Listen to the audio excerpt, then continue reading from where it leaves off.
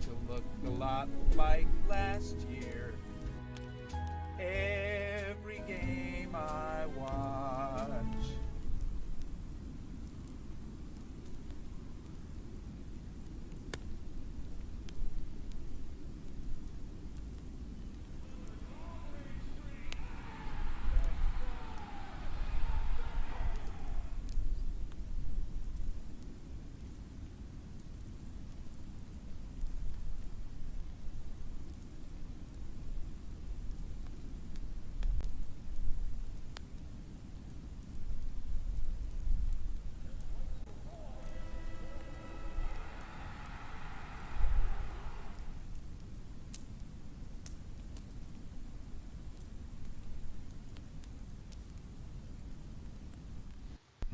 What's going on, everybody? Welcome into the Blazers Uprise post-game show here on a Friday night. The Blazers lose by 16 against the San Antonio Spurs. And Eric, I talked about how this game would be interesting from the standpoint that the Blazers had won 3 of 5, but all season long they've struggled to maintain any sense of competent play. It's always been very inconsistent, and it was going to be interesting to see if they would have a letdown loss today.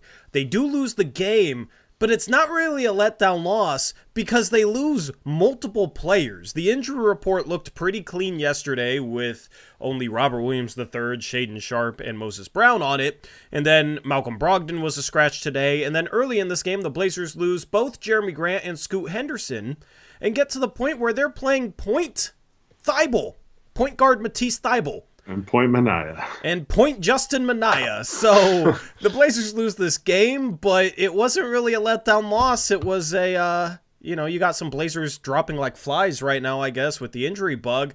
Luckily, it doesn't seem like it's too serious with Brogdon, Grant, or Scoot. Maybe we have to start talking about, is this a light form of tanking? I'm not sure. But regardless, the Blazers get eviscerated by Jeremy Sochan, of all people. It's funny because last postgame show that we had against the Spurs, I talked about, just not being impressed with Jeremy Sochan whatsoever. And tonight, he was very impressive. He even made some threes. He did it all. 31 points for Jeremy Sochan, 23 for Wemby. For the Blazers, I mean, there was 3 good players in this game, in my opinion. 2 of them are in the graphic. Anthony Simons, 40 points. DeAndre Ayton, 20 points. Of course, is the 2 veterans. It's the 2 best players left on the court. And then there's another player that I'm just going to leave chat hanging on and we're going to talk about later. But Eric, what's kind of your initial takeaway from this game? Not really being a letdown loss, players getting injured. Like, what are your thoughts out of a weird experience in San Antonio? Well, I thought the Blazers at points played pretty well in the first half. I'm gonna have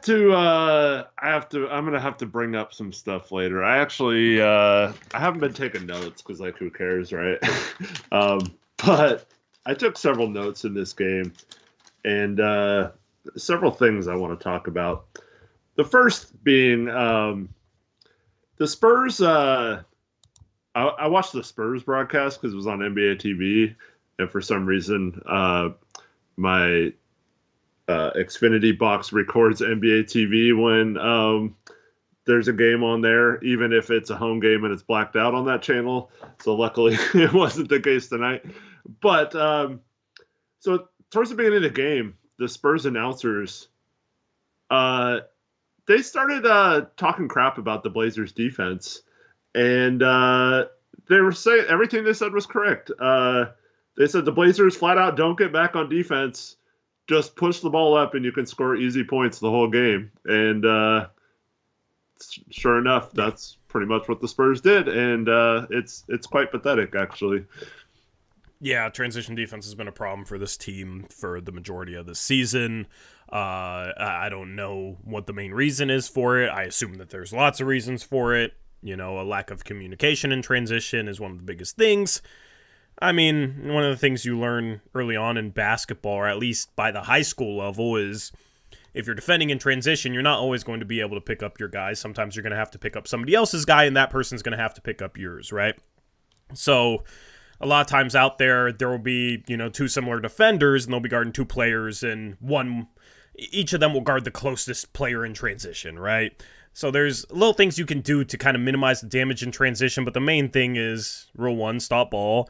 Rule 2, stop the rim. Rule 3, then get out on shooters, right? But you want to try and match up even if it's not your guy. And, I mean, the Blazers just struggle with transition defense for whatever reason, and it's one possession, it'll be somebody letting somebody run behind them. Another possession, it'll be somebody not picking up the ball. Another possession, it'll be, they'll run a drag screen. They'll run a pick and roll in transition, and nobody's guarding the screener, so the guy trying to get through the screen has no help. It's just a multitude of issues in transition, a lot of hit-ahead passes, and, that's why so many post-game shows who've come out of these games like, man, I wish we could run like the other team. Part of it is we don't run, and part of it is we let the other team run on us all game long. Yeah. Why do you call Ant when his name is Anfrey? Just curious, because that's what he's been called. That was his nickname growing up, was Ant, not Amph. So it's just his name. But anyways, I did some breakdowns for this game because I mean, there's been some themes we've talked about. So one is the scoot thing where he stops around half court and doesn't get back on defense. Now, he only played for a little bit in this game, so it's not that big of a deal, but I wanted to show an example of what I was talking about last post-game show with that.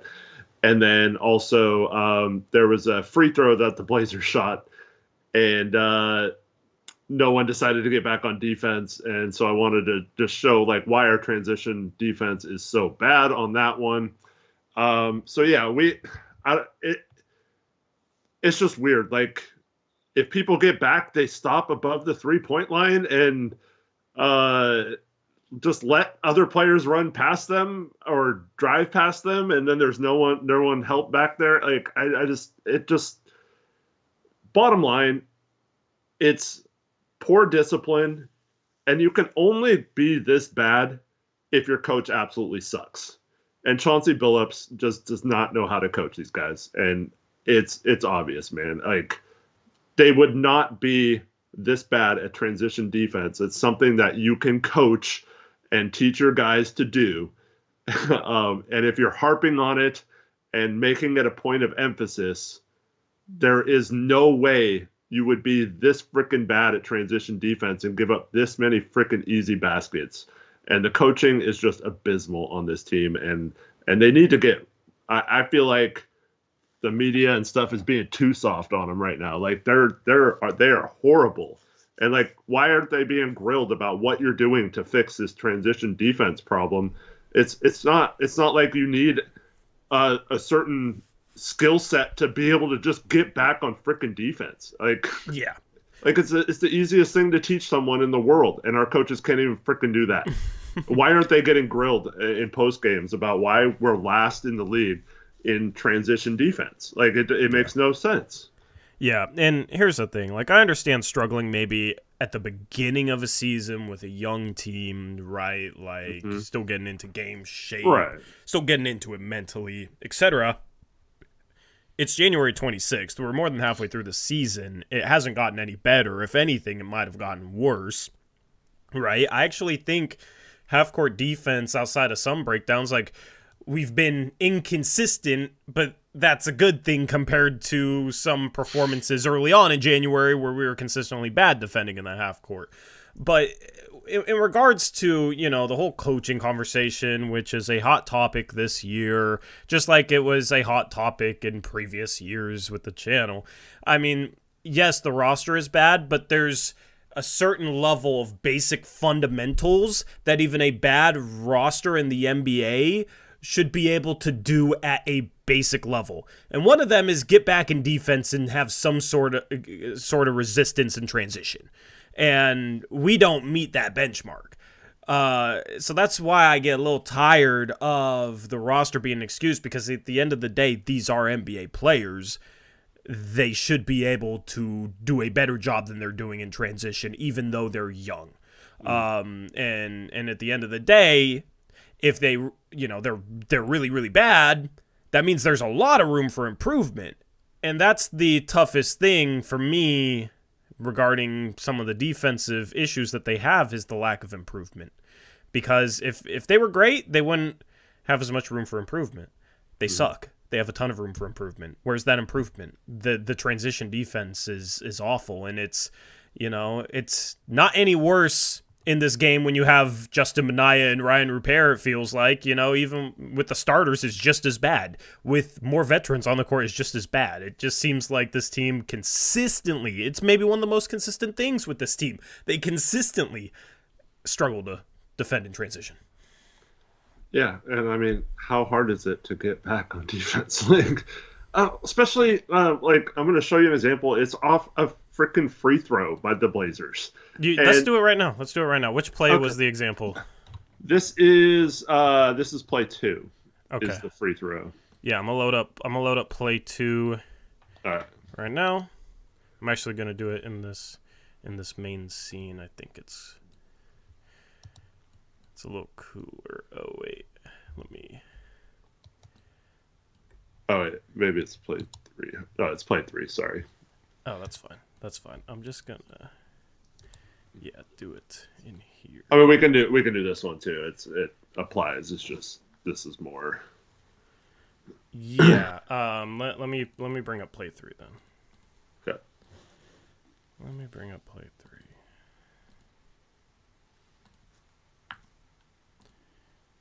All right, Eric, what we got, man? All right, so Jabari Walker just shot a free throw, okay? So we got the ball gets rebounded by the Spurs and kicked out to Wesley. Now, Rupert and Minaya were standing at the three-point line during the free throw, right?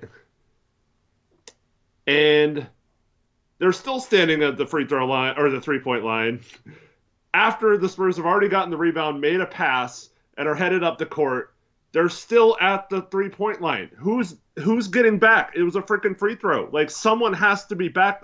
Like, you don't all 5 crash the boards on a freaking free throw. Like, one of those 2 should have automatically gotten back as soon as the free throw went up. Like, I don't understand why they're both still standing there, first of all. Second of all, in the second slide, you'll see that they start going. Rupert is just running up the sideline on the top. There's no Spurs there. He's not going to even get in the play. Minaya stops at freaking half court.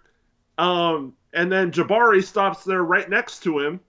And so you got 3 players that were way ahead of any Spurs players, and they're all going to take themselves out of this play just by stopping way far away. There's not a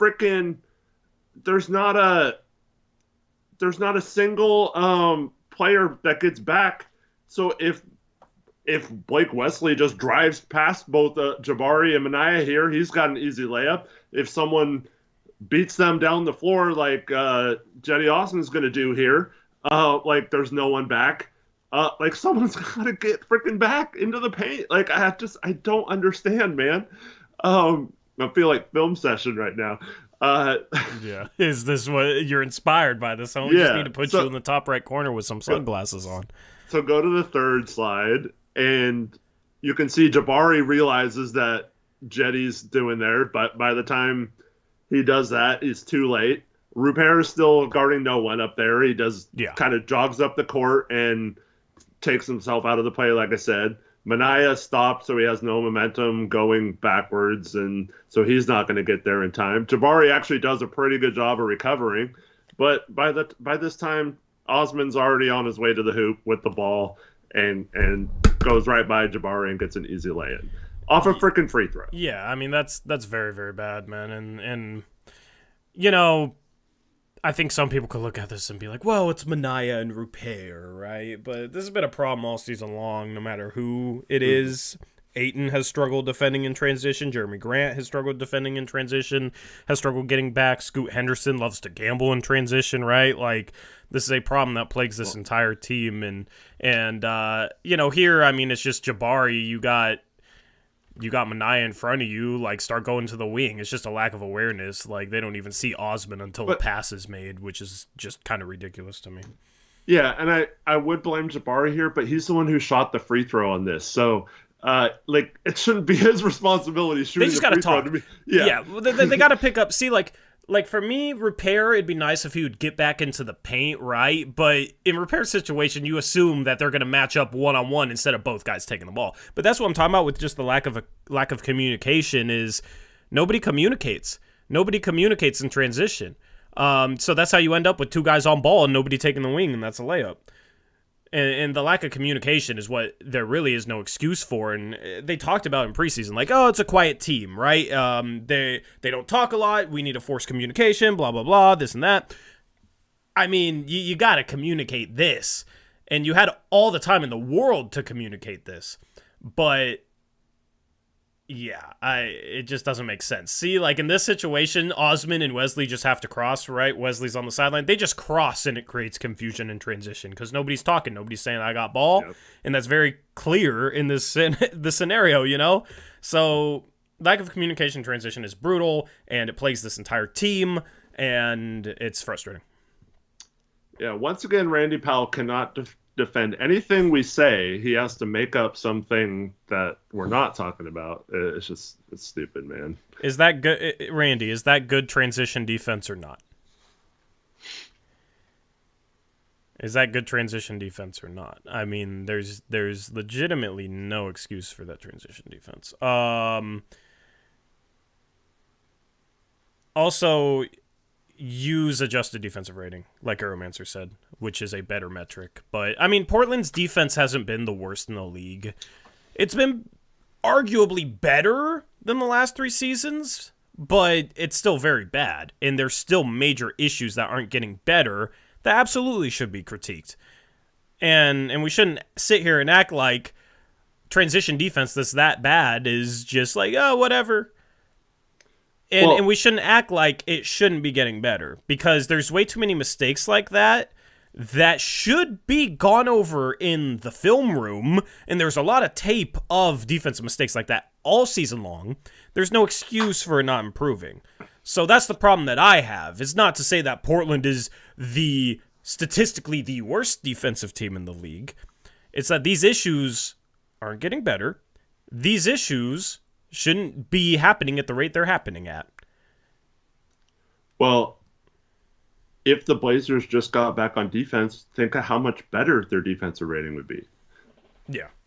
Like, this is what pisses me off. Like, people say, oh, we're not talented or we don't have the personnel or whatever, which could be the case when we have injuries and stuff. But Randy, we're last in transition defense. This is not cherry picking. What the heck, my guy? Like, just stop, man. It's so annoying. Every freaking thing we say, dude. Every freaking thing we say. This is a Eric versus Randy Powell stream, huh? It's just like everything he says, he just has a problem with everything we say. It's just annoying. Anyways, but like, this is why I don't buy that it's not coaching, because the Blazers could have a decent defense. Like, it could be good enough. And it's not because of simple things. It's not because of, we'll talk about this later on, but their stupid game plan to not stop ball or whatever, if it was Wembanyama's guy or whatever. We'll talk about that. But just think, okay, if they're 21st in adjusted defensive rating, think of how good they'd be if they weren't last in transition defense just by simply getting back. Yeah, and you want to know why the Blazers, they're 21st in adjusted defensive rating, okay? 21st. That's better than they've been. But you want to know the main reason why they're 21st instead of 26th, 27th, 28th is their three-point defense, okay? Have you heard us criticize their three-point defense much this year? Not really. Occasionally there will be a time where somebody's completely out of position and gives up a wide-open three, which is a mistake that we will point out. But for the most part, their three-point defense has been very, very good this year. They run teams off the line. They contest three-point shots well. They get out on shooters. Teams are shooting the 4th worst three-point percentage against the Blazers in the entire league. But when you look at rim percentage, Teams get to the rim at the second highest rate and shoot the best percentage at the rim. You want to know why that is? A big reason why that is? Part of it is that they do run teams off the three-point line, right? So that good three-point defense comes with a little bit of downside. You're going to get beat off the dribble a little bit more. But a big reason why they give up the highest percentage at the rim in the league is because they let teams get extremely easy buckets in transition. And Eric, you said statistically they're the worst transition defense in the league. That's not cherry picking anything. That's what the stats say. That's what the facts say.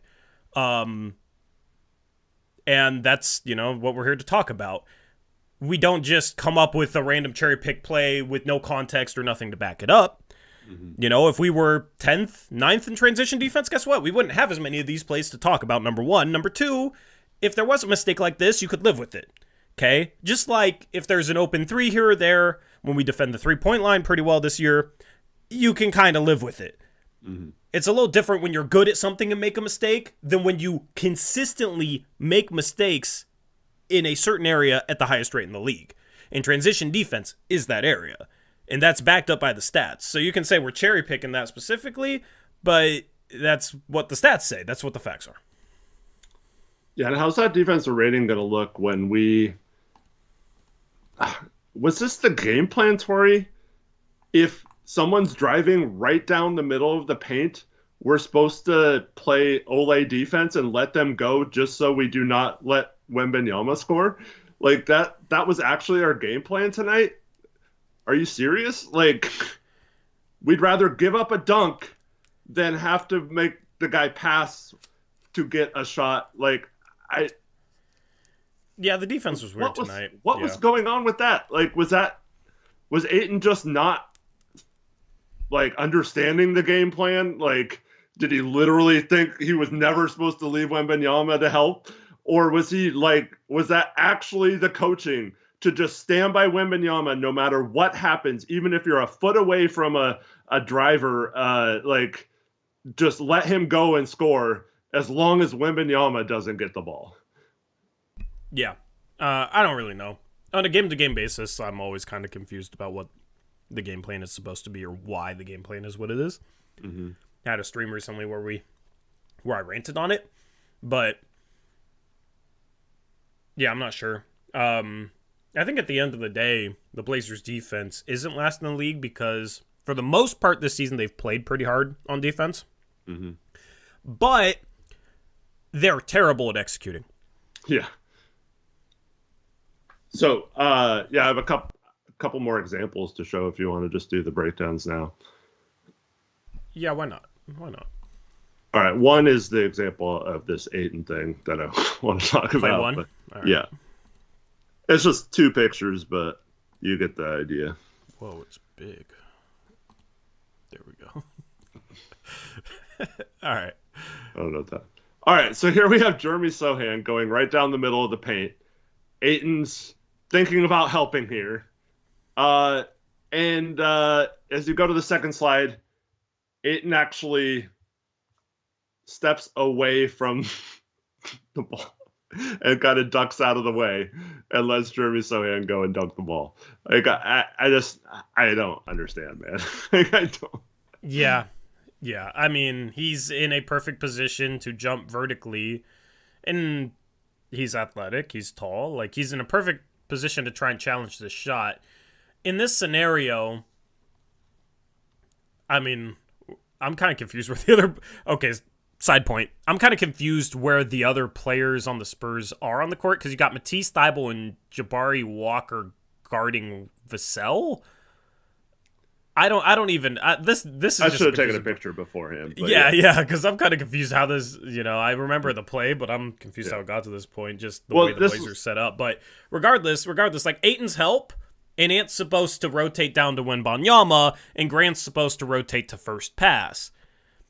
And then if Grant rotates off Trey Jones, then somebody in the paint, maybe Jabari Walker rotates back out to Trey Jones, and that's called a defense rotation. So, like, Ayton here has to trust, like, Ant's going to help, but then again, even if Ant helps perfectly, they can still lob it over the top to Wembanyama. So that's a tough situation to be in. But you just got to try and block the ball. You got to block the ball whether it's a shot or a pass. You got to get to the ball. You got to get to the guy attacking the lane in order to disrupt this play. Not let him throw a lob. Not let him dump it off. Not let him dunk the ball. And it's just the opposite of that. It's just stepping out of the way. Olay, let's see him rock the rim. Yeah. So according to Gregory, in that first picture, Jeremy already had the step on DA. What? Ayton's basically already in between him and the rim, and he moves away from where he was. You see that? So, yeah. No, he ducks out of the way. Ayton was actually in good position here. Ayton was actually ready to make a good defensive play. This is just one of like 4 or 5 times this happened though in the first half where Ayton didn't leave him. So I keep seeing this point, and that's, well, Wemby's just going to score if Ayton helps. Okay, so we just give up a wide open dunk. Yeah, at least make him execute a pass. Yeah, if Wemby scores in that, then you have to make a pass. But DA's big enough to maybe deflect the pass. Sohan is known this season to not want to pass to Wemby anyway, so maybe he doesn't pass to him, right? But I mean, that's just a funny example. But like, you still have to make him work, and it's just it's so frustrating. And it was clearly told to Ayton to not leave Wembanyama under any circumstance, and he took it literally. And there was another time, so Wembanyama was like on the block, and Champagne drove like right by both of them, and Ayton just let him go and lay it in behind him and didn't move, And it's like, so it happened multiple times. This is just one example. So if you want to nitpick this one play, go right ahead. But this was actually their game plan, to give up wide open lands and dunks just so Wembanyama wouldn't get the ball. Yeah, which doesn't make sense. If they dump it off, make a good play to Wembanyama and they score, okay, they score, At least make them execute a pass. At least try to deflect the pass. At least try to block the shot. Like, at least the game plan should never be to give no effort as the last man of the defense when a dude is bearing down on the rim. That's kind of ridiculous. I've never actually really seen that as consistently as we saw it tonight. So, Gregory asked how many fouls did Ayton have on the play. I thought about this during the game because in the second half there was some plays around the rim where Ayton just did a terrible job of contesting shots. Yeah, and I was thinking about like why that is, and it seems like Ayton is constantly playing defense like he's in foul trouble. And if he has 5 fouls and he can't commit another foul, like that's how he plays defense like 100% of the time. And that's it's how so he plays frustrating. Offense a lot of times. True. But today, just want to put this out here. I actually really like the way he played offensively today. We'll talk about it, okay? Like I don't really have many complaints with Ayton from this game, but go on. It was in the first quarter towards the beginning of the game, Gregory. I don't think he had a foul at that point. He had 2 fouls in the game total. So, I actually on offense, I thought his defense was terrible tonight. But if that's what he was being told, I mean, I can't blame him for it. I'm right, gonna blame. Yeah, that's where it's saying. Either Ayton was. I mean, he was bad, even if you don't count that stuff. But, yeah. So it's either Ayton was horrible at executing, or the coaching sucks once again. And so, I mean, that's just the thing. And let me just, before we get into it, let me just say, like, that play that we showed too, like, it's not just Ayton. If it's Ayton, it's not just Ayton because Jeremy Sohan obviously beat somebody, or nobody picked up ball, or there was a mistake earlier, right? So you can have multiple breakdowns on a play where somebody allows dribble penetration, somebody lets a guy get downhill, and then your help side rim protector, who's supposed to help in that scenario, then doesn't fulfill his help side responsibilities, doesn't challenge the guy that has a straight line drive. So, and that's where you just get terrible defense. So yeah, and like this one play, yes, maybe, but like I said, there was multiple plays where he was the only person back, and there was no one else able to get there, and he just let them go. Yeah. But offensively, can I segue into his offense, because I'm actually going to say a positive thing about Ayton, and chat's surprised. And I mean, he had a few possessions where he just took the ball strong against Wemby, which shocked me. I know, that was awesome. Like, against Wemby of all people, that's okay, great. He had a layup in the first half where he caught the ball on the roll, and instead of trying to shoot a floater over Wemby or shoot a fadeaway jumper, he put the ball on the ground, took a strong dribble, put his shoulder into Wemby's chest, moved him back, laid it in. Yeah. And it was like, maybe he was scared to shoot a jumper or a floater because he thought it'd get blocked, and he was like, I have to go through him. Like Grant did at the beginning. Yeah, like, because that's honestly how you neutralize a shot blocker, right? You got to create contact. You got to jump into their chest. You don't want to let them get off the ground. You got to initiate the play. If you just serve it up on a platter, they're going to block it out of bounds, or like Wemby did to Ant in the first half, he's going to spike it like a football. Dude, he blocked the freaking crap out of Anthony. Dude, Ant was like a millisecond from getting it off the board, which would have made it a goaltend. Like, I'm not even faulting Ant for that, because against anybody else, that's a layup for Ant. He just slapped God, straight down. that was insane, dude. For him to like catch it basically as it hits the glass and spike it. Oh my God, that was something. But like, Ayton had a couple of plays in this game where he created contact with his shoulder and played strong and finished strong. And that's just, I want him to have that attitude against every center. That's been one of my biggest critiques with Ayton, and some people want to say I'm an Ayton hater, and it's not that I have anything personally against Ayton. It's his style of play, and it's that he's a legitimate 7-footer that, I mean, looks pretty strong, that I feel like doesn't play as strong as he could play, especially offensively. So that play against Wemby, I know Wemby's skinnier, right? So it's a little easier for Ayton to body him. That play is just like, he would be a more efficient player, and he'd be a better player, and he'd get to the free throw line more if he just was willing to put his shoulder down a little bit, create some contact, and finish at the rim and try and go strong to the rim. So he had a couple plays like that today against a dude that's 7'4". Like, I'm happy with that. That's what I want to see more of. Yeah. Well, I mean, I think he could, that power dribble that you're talking about into the chest, I think he can do that against a lot of centers in this league, not just Wemby. And that's the frustrating part. And the time before that, he got the ball in the post, tried to power it through, but he ended up spinning and doing a fadeaway. And I was like, okay, so like, you're starting to get there. Like, I like that you kind of powered into him, but then don't just fade away. And then the next time he got the ball, he did that. He went right, that's the play you were talking about. Yeah. He went right at him, right into his body, and got the space to lay it in right at the rim. And I was like, yes, DeAndre, that's exactly what we want. Mm-hmm. And then in the second half, he had a couple of those too, where he kind of got to the rim. He didn't always go right at the basket. They were still kind of spinning backwards, but he was around the rim a lot more when he shot the ball. He had one where he didn't fade. It kind of left his hand funny, and it looked like he kind of threw the ball, but he like turned in and did a hook shot like a normal big man did instead of faded away too. Yeah. But which was, like, he missed the shot, but I was happy he was like actually trying to do like normal post moves instead of the stupid spin fadeaway. Yeah, because on a larger sample size, he's going to make more of those shots compared to fading away.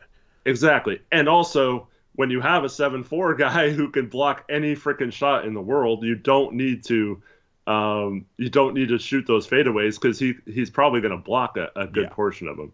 Yeah, it's a little different equation, It's a little like against the normal 7-footer, fadeaways might be harder to block, right? Because you shoot the ball up from further away at its apex, it's not getting blocked. The problem is Wembanyama can block Ayton's fadeaway at its apex. So it changes the equation. It changes the equation because you're not able to get it over him on a fadeaway like you would other players. So in actuality, you gotta go strong. That's the only way to neutralize him. And I think it's been kind of interesting. Like, I understand why NBA players would be scared to go strong against a dude like that. I would have fully understood for the first time ever, Eric, why Ayton shoots 10 fadeaways in this game, like shoots all his shots as fadeaways. I would have understood it given that it was against Wemby. That's why it was so surprising to see him take it strong. So, I mean, he the last 2 games he's been efficient. He's 18 for 30, right? That's 60%? That's 60%. That's more efficient than he's been. Still wish he'd shoot a 3 every once in a while, especially when we're going to go 10 for 37 from 3 and shoot 27% from there. Like, I don't understand why we're not trying to stretch his game out. I don't understand why we're not trying to do anything new with him. I don't understand why we just use him the way we do. But, like, he doesn't even look to shoot threes. It's at the top of the key, it's dribble handoff to somebody else. So, there's still things with the Ayton experience that I'm just baffled by why this team traded for a dude on his contract just to use him the way they're using him. But at the end of the day, like, he has to play with a stronger mindset. He has to play with a solid mindset. He had those comments a couple days ago that I thought were awful comments about how he has nothing left to prove. I don't want him to play like that. Today, he played stronger than he's maybe played all season, so I'm happy with it. At least offensively. On offense, yeah. Use that caveat. But 2 things. One, Anthony Simons is, he should be Ayton's best friend right now because that guy is doing everything in his power to get Ayton involved in the games. Anthony was like putting it right on the money to Ayton every time. Yeah. He didn't always score, but I thought Anthony really is trying hard to get Ayton going and get him good looks. And also he had some great kick-out passes to three-pointer. And Ant should have had 20 assists tonight, but he looked like a true league guard today. Obviously, he scored 40 and had 10 assists. But man, I thought he was like really good. I mean, he had a few turnovers as well, but overall, I thought he played about as well as you could, considering he had like no help outside of Ayton maybe making 10 shots. But the other thing is, Ayton didn't get to the foul line once again. That's kind of weird. I mean, I don't know if it's necessarily like I can't blame him this game because he was aggressive, but it's just kind of frustrating that he can't get to the line at all. Yeah, and I'm going through right now their offensive rebounds. They had 17 offensive rebounds, right? Their first 3, I don't really put any fault on the Blazers. The fourth one, man. Keldon Johnson had 8 offensive rebounds. Did you realize that? Well, there was that one play where they got like 3 offensive rebounds in the fourth quarter. But yeah, no, I mean, like his first one in the first quarter, he just runs behind Jeremy Grant, and Jeremy Grant just like sits there ball watching, and then the shot goes up, and he sits there watching the shot go up, and Keldon Johnson's nowhere, he's at the rim. Jeremy Grant's 15 feet away from the bucket. I just, since we're on the topic of Ayton, I wanted to go back through some of these offensive rebounds because you could sit here and be like, they had a 17 offensive rebounds. Ayton's the center, right? Like, he didn't do a good job defensive rebounding, but I never try to do that. I always try to just look at how the offensive rebounds happen and, assign blame that way, like this guy screwed up or not, compared to just, box score watching and basing things like that. So, that's kind of what I'm doing right now because I'm curious. 17 offensive rebounds is a lot more than they've given up in a while. Like 2 of Keldon Johnson's in the first half or him just getting his own miss. They attack the rim a lot, and sometimes you can't really fault anyone for giving up an offensive rebound where a guy just misses short and it comes straight back to him. So there's a lot of plays like that, it seems like, in the first half that you just chalk up to maybe unlucky bounces or just, not something where it's necessarily anyone's fault. Sometimes the ball won't bounce your way. There was a couple of plays where I was impressed with Ayton boxing out. It seems like, when Wembanyama hit those 2 threes? Yeah. In the first half, I think, wasn't it right after that when Ayton took it strong at his chest, and then in offensive possession, a couple possessions later for the Spurs, Ayton had a good box out on Wembanyama. You wonder if a guy like that, right, you're going against a rookie and he's hits 2 threes and he's, has all this hype, if that lights a fire under a guy like Ayton, to try and take it back to him, especially when it's a rookie like that. Yeah, well, 2 things. One, when he hit the second 3, you can see Ayton turn right to Chauncey and put his arms up do you want me to come out on that or what? Yeah. He wasn't sure what to do on that. Because I think maybe they might have, when he starts hitting, you change. Obviously, you're supposed to adjust depending on what happens in the game. But I think clearly they were going to live with Wembanyama playing on the perimeter, or Wembanana. Yes. Wembanana. Where did you get that from? So Demers, I think it was, on the broadcast said I don't know, said it without the Y and it sounded like Wembanana or something like that. So yeah. Anyways, so yeah, I think maybe the game plan was to let him kind of wander the perimeter and not let him beat you inside, which is fine. I'm cool with that as long as once he starts getting going, you can adjust, like I said. But yeah, great. Ayton did ask Chauncey after the second one if he should be playing out further and stuff. Yeah, because you want to know what I realized today? See, now I got to make sure to say his name right. Wembanyama has the same 3-point percentage as Scoot Henderson, and teams leave Scoot Henderson wide open. So I can't blame Ayton for leaving Wemby open like he did. But, of course, Wemby's going to hit threes against us. Well, what the heck was that? He caught the ball a set position, his first 3, and then takes 1 step so he could do a 1-foot 3-pointer. That was so weird. I understand doing a 1-foot 3-pointer if you're on the move, but he was set and then slowly went off 1 foot. I don't know, it was so strange. Did you see that? Yeah, do you remember him doing that last year? Well, yeah, for Metropolitans, he actually did that quite a bit. No, but he would do it off the dribble or whatever, not catching the ball and then taking a step. It's one thing if you're doing it on the run, you're shooting a floater almost because he's so big, shooting a floater from 3-point line is what he would do last year. But this was a set 1-foot shot. I was like, what is he doing? Yeah. He doesn't have that deep range. I don't know. I do think a problem when we do give up offensive rebounds is due to just ball watching. It's not even we don't box out. It's we let somebody cut behind because we're watching the ball. So it's a cut behind us.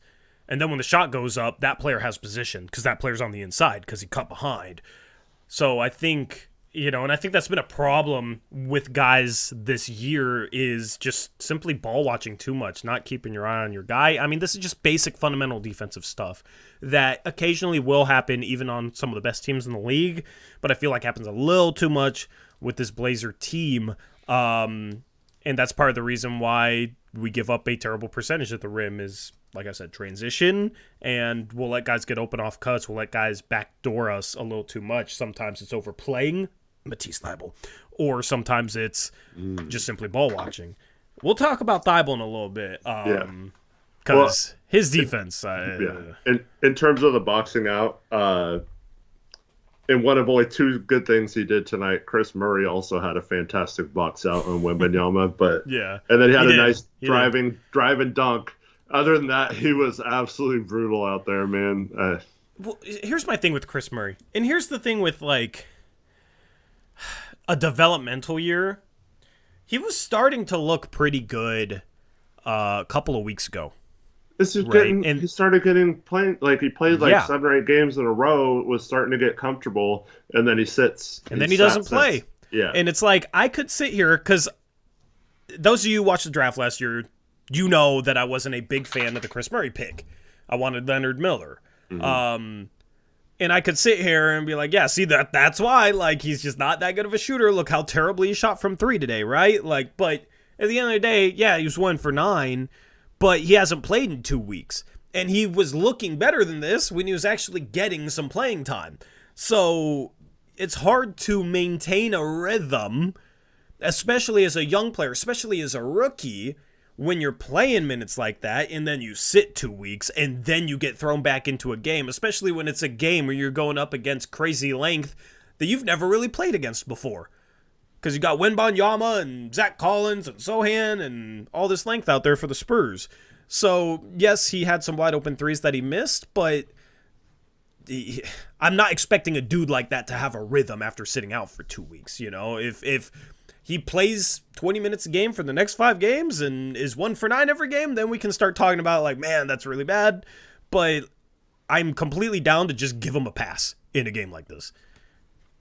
Yeah, I mean, he made some other mistakes, which we'll get to in my last breakdown. But dude, he had an insane pass that should have been an assist. Yeah, but we just couldn't hit corner threes, right? So, like, he missed corner threes, but he also got the favor returned on him where he made a sick kick-out pass in transition. I don't even know how he threw it. It was kind of, like, contorted his body, kicked out to Thybulle, and Thybulle sold him. Well, a couple plays, he was, like, our point guard, too. It's just so weird. Point Manaya, point Chris. Why did we get rid of Skylar Mays? Like, I don't know, dude. I don't know.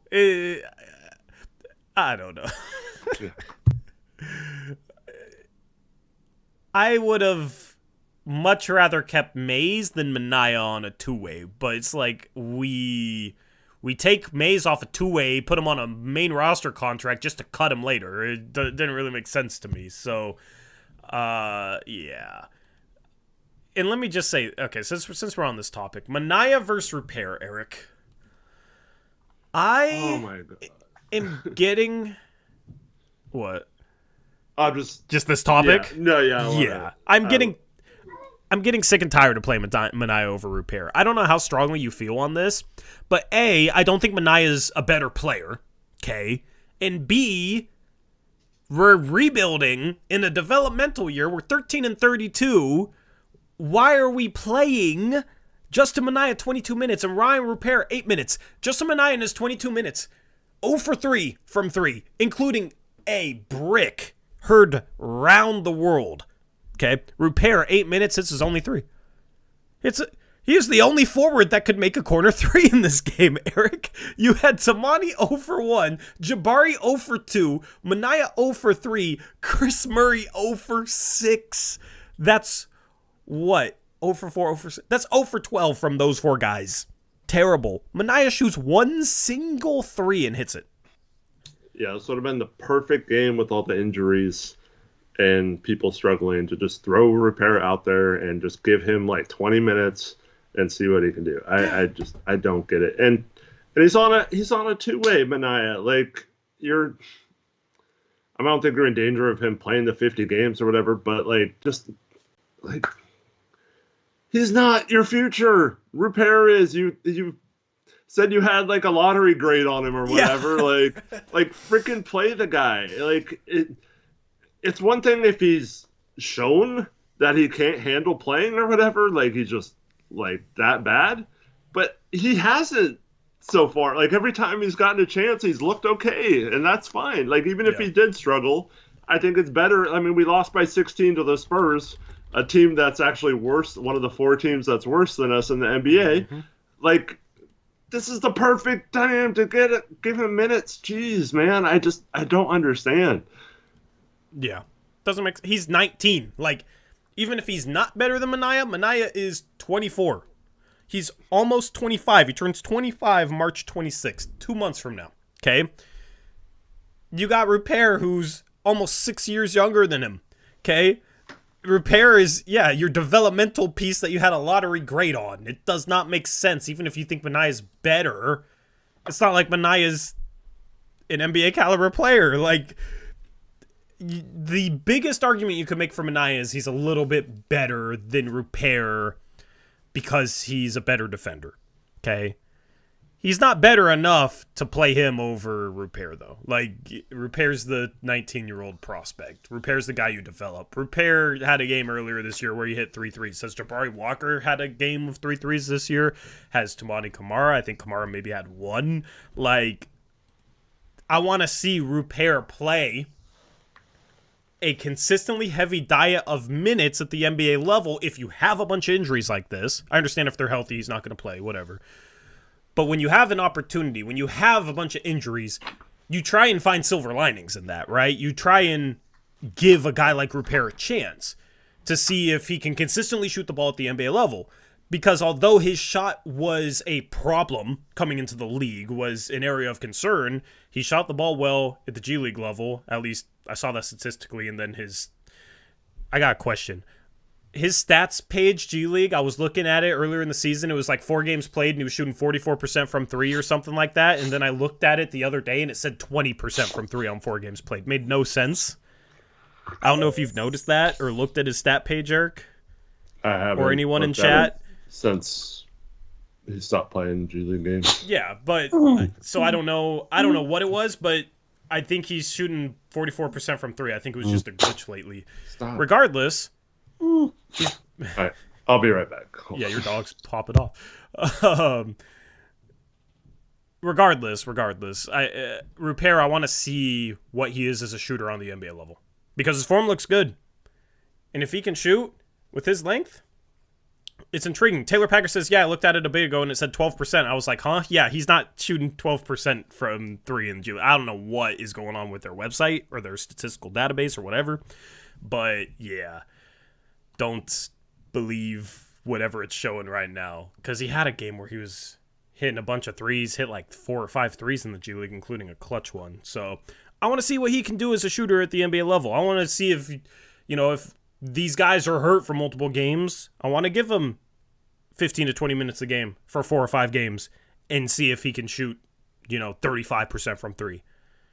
If he can, cool. That's a good development. I'm high on Rupert long term. I don't think he's ready to be in the rotation for a good team this year, or probably not next year either, but I like Rupert, man. The combination of length, defensive feel, agility, some ball handling capabilities. He's not going to wow you, but for a prospect with his wingspan, that's a defensive-minded guy that apparently can hit the 3, he actually is somebody that I could see in the best case scenario being able to handle the ball a little bit, being able to make a play off the dribble a little bit, kind of like Nick Batum. Long term, that's my hope. Maybe I'm a little too high on Rupert, but it's frustrating because I actually think that was a good pick at 43. I don't think they should have had a lottery grade on him. I think they were a little too high on him. But as far as playing him, I think they're a little too low on him because for some reason they're playing Justin Minaya over him. So would love to see them utilize their steal of a 43rd pick that they feel like is a steal of a 43rd pick. Doesn't make sense to not play him over Justin Minaya. I think we've lost every single game where Justin Minaya has played double-digit minutes this year. Actually, I can look that up.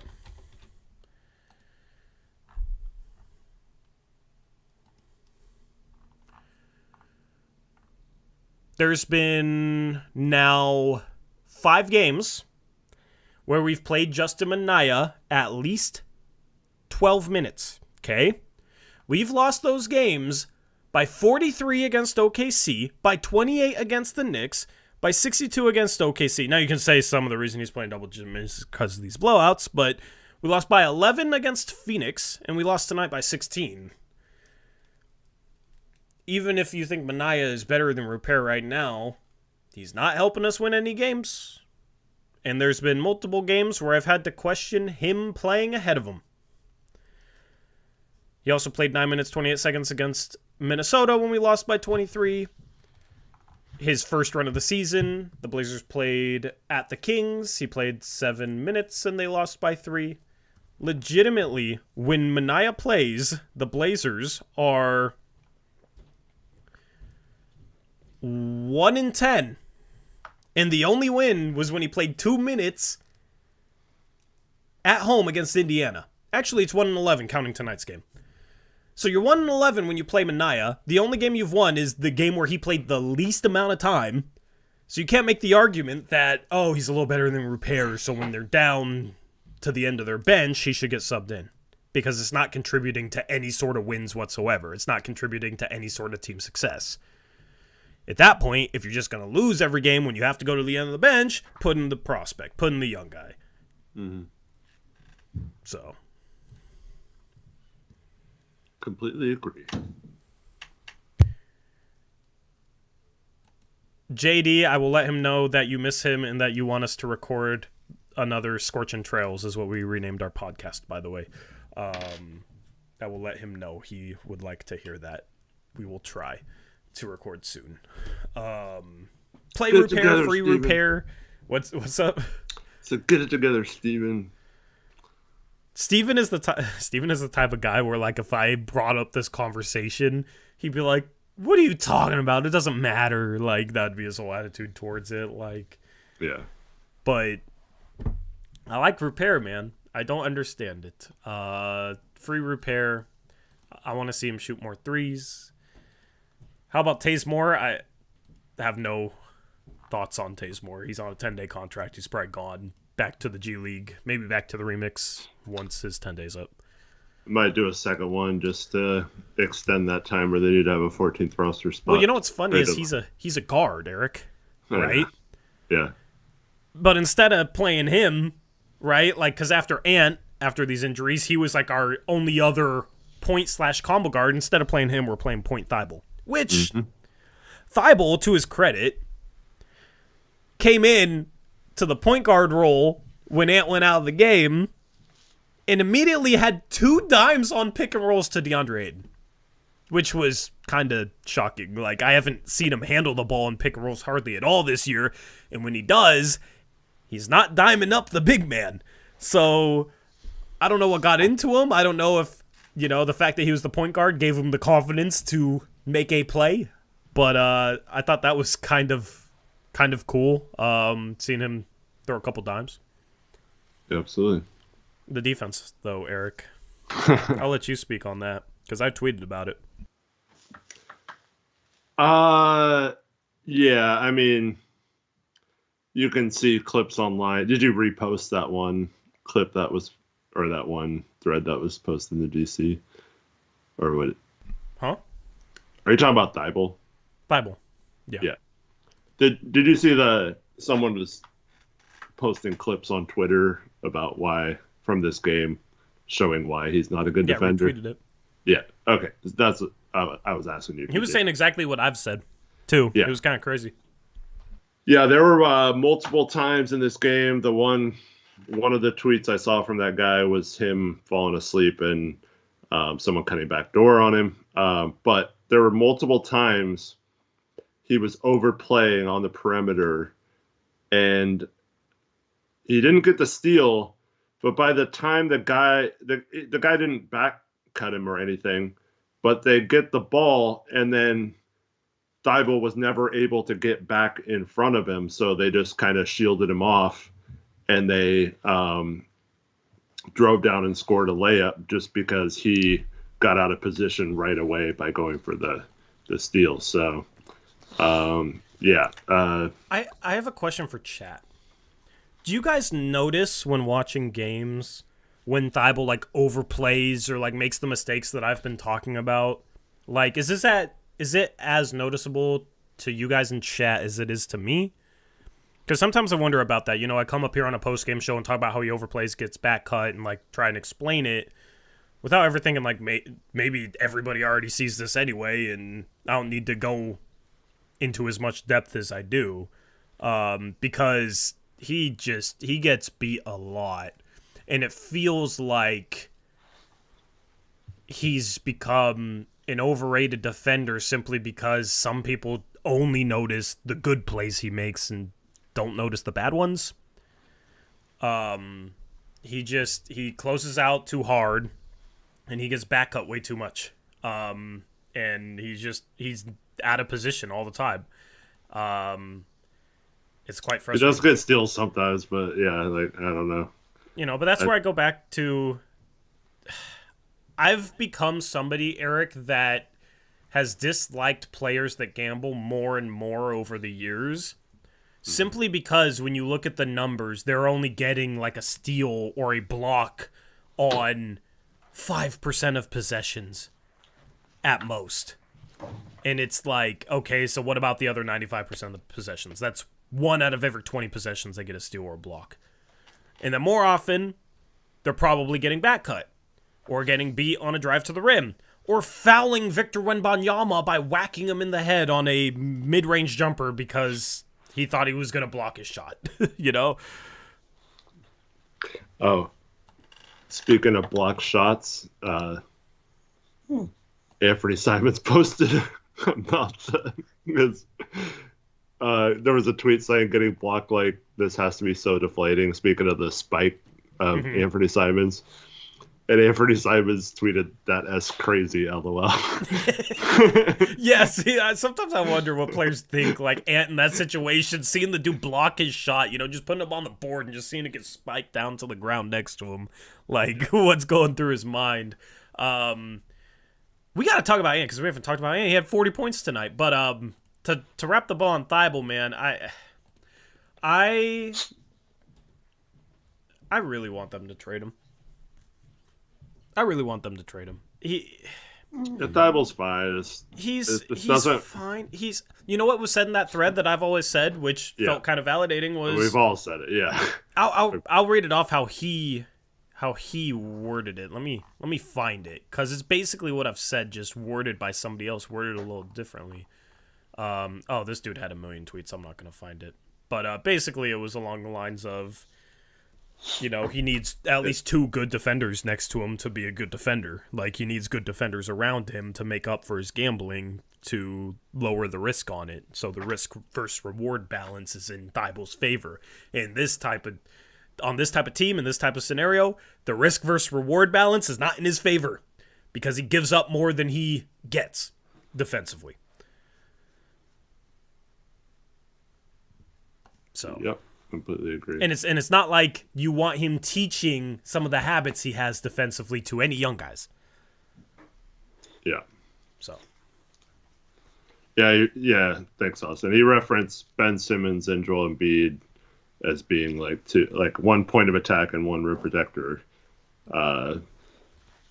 like perfect for his style of play to be able to compensate for when he does miss. And you know what's funny is I saw Sixers fans saying, like, what do you mean? Everybody knows he's not that good of a defender. So Sixers fans seem to have caught on, but I don't know. Have Blazer fans caught on? I don't see many people even talk about his defense. I feel like we talk about his defense more than anyone. I see way more. He should be all defensive team this year, a 3rd time all defensive player or something. Yeah, I mean, defense is hard to analyze, I guess. It's fine. Yeah. Yep. Anyway. Talk about Ant, man. I mean, 40 points, 10 assists. He has had back-to-back good games. He had that illness, which seemed to have been affecting him, and it seems like he's gotten over it. 14 for 27 tonight, 7 for 15 from the three-point line. Did have 5 turnovers, did have a few rough plays turning the ball over, but with 10 assists, 2-to-1 assist-to-turnover ratio against a team with this sort of length, especially with the teammates he had around him tonight and the terrible shooting he had around him tonight, I'll take that. It's funny because, I said he's 7 for 15 from 3. The team was 10 for 37, which means his teammates went 3 for 22 from 3. So San Antonio, with all that length, was able to pack the paint tonight. Ant still had 40 points on an efficient night, still had 10 assists. This was an impressive, very impressive performance from him. What were your thoughts? Yeah, outside of the turnovers, which I think most of them were kind of ones that he shouldn't be making. But outside of that, I I thought he was fantastic. I kind of got this with Dame sometimes, but like Dame was obviously like so good that he just pushed right through it. It was fine. But I was wondering if you're going to see that comment. But Anthony, it's like I almost feel like he feels bad if he shoots too much sometimes, but it's like almost like he needs to. Like he knows like things are just going south and he's got to take over. But like it's just tough, man, because he's trying so hard to be a point guard and to get others involved. And like I said, he did a great job of especially with Ayton, trying to get him going. And I think that's a big reason why Ayton had a big game today.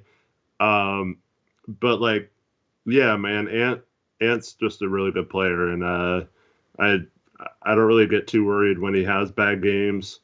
One of the only things that's kind of bugging me is, so in the first quarter, when he hits 4 threes in a quarter and he's starting to get nuclear, he's a guy who can hit any shot. Like, you can't guard him and sometimes, right? And so he hits his 4th 3 in the quarter, and the next 3 possessions, Tamani drives in, turns the ball over. Jeremy drives in, turns the ball over. And then Tamani drives in again and throws up a crazy shot and misses it. So, like, it didn't touch the ball 3 straight possessions down the court after hitting his 4-3 in the quarter. Well, you know what it is, and you probably already know this, but for chat, it's you have a guy that gets hot like that, but he's the point guard and he's the only guy handling the ball and he's initiating everything. The defense is going to start forcing the ball out of his hands and denying him.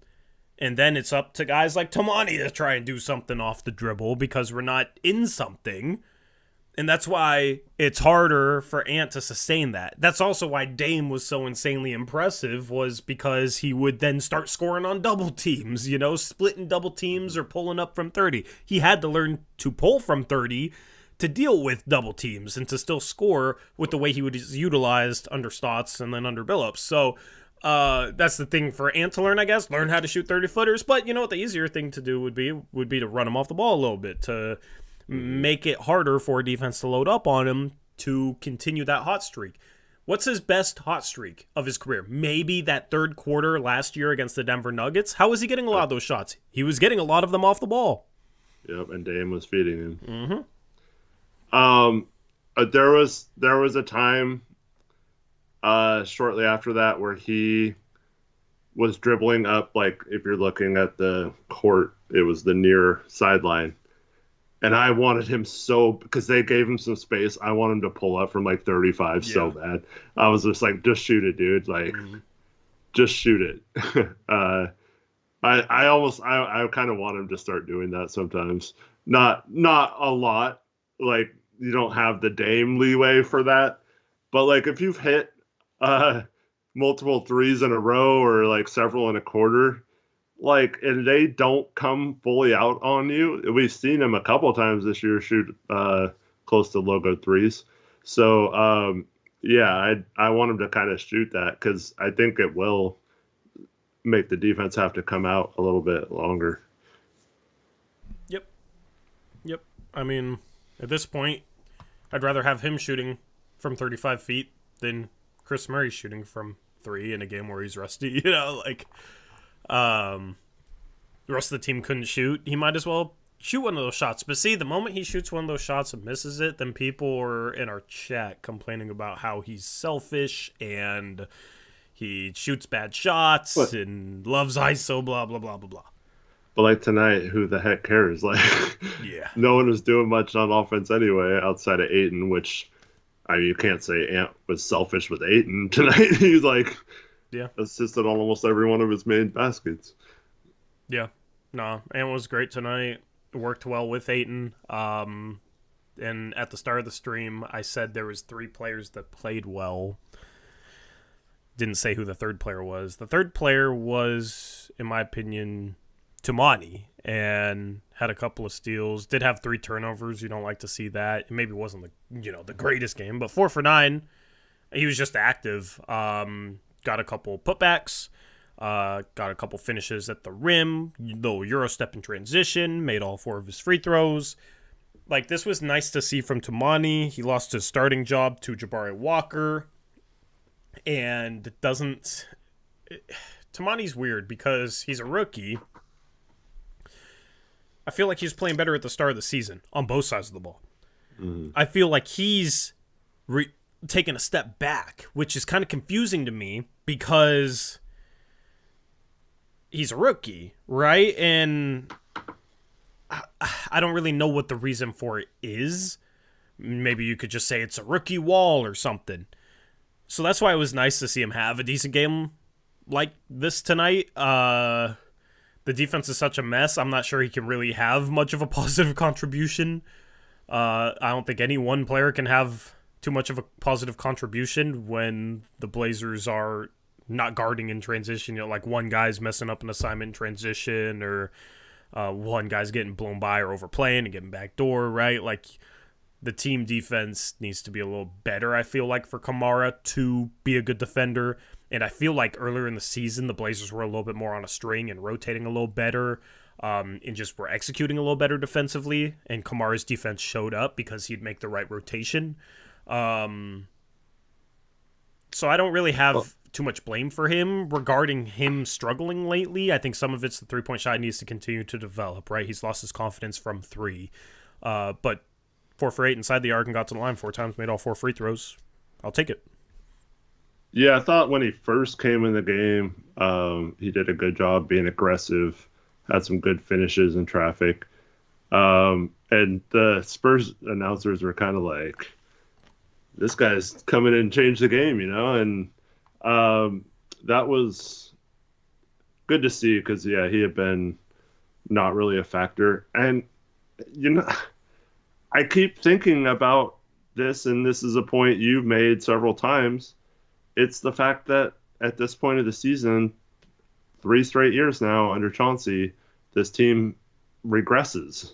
Yeah. And I can't help but think that regression for someone who was playing good team defense and was a big reason why our defense was kind of treading water at points this season. I think that's a big reason that the defensive game plans, the schemes, they don't seem locked in at all. And I think a player like Tumani, who thrives under kind of the moment and like getting up in someone's face and pressuring the ball, and he's still full court pressing a little bit, but it's nothing like it was a couple months ago when he was picking up full court like from the beginning of the games and wreaking havoc on players trying to get the ball up the court, tiring them out and all that kind of stuff. It just seems more like he's just kind of there going full court. It's not like a pressure full court. And so, like, I don't know, it just feels like as the defense is kind of falling apart around him, it's just he's kind of been like lost in the shuffle. I don't know. Yeah. I don't really have any other thoughts on him.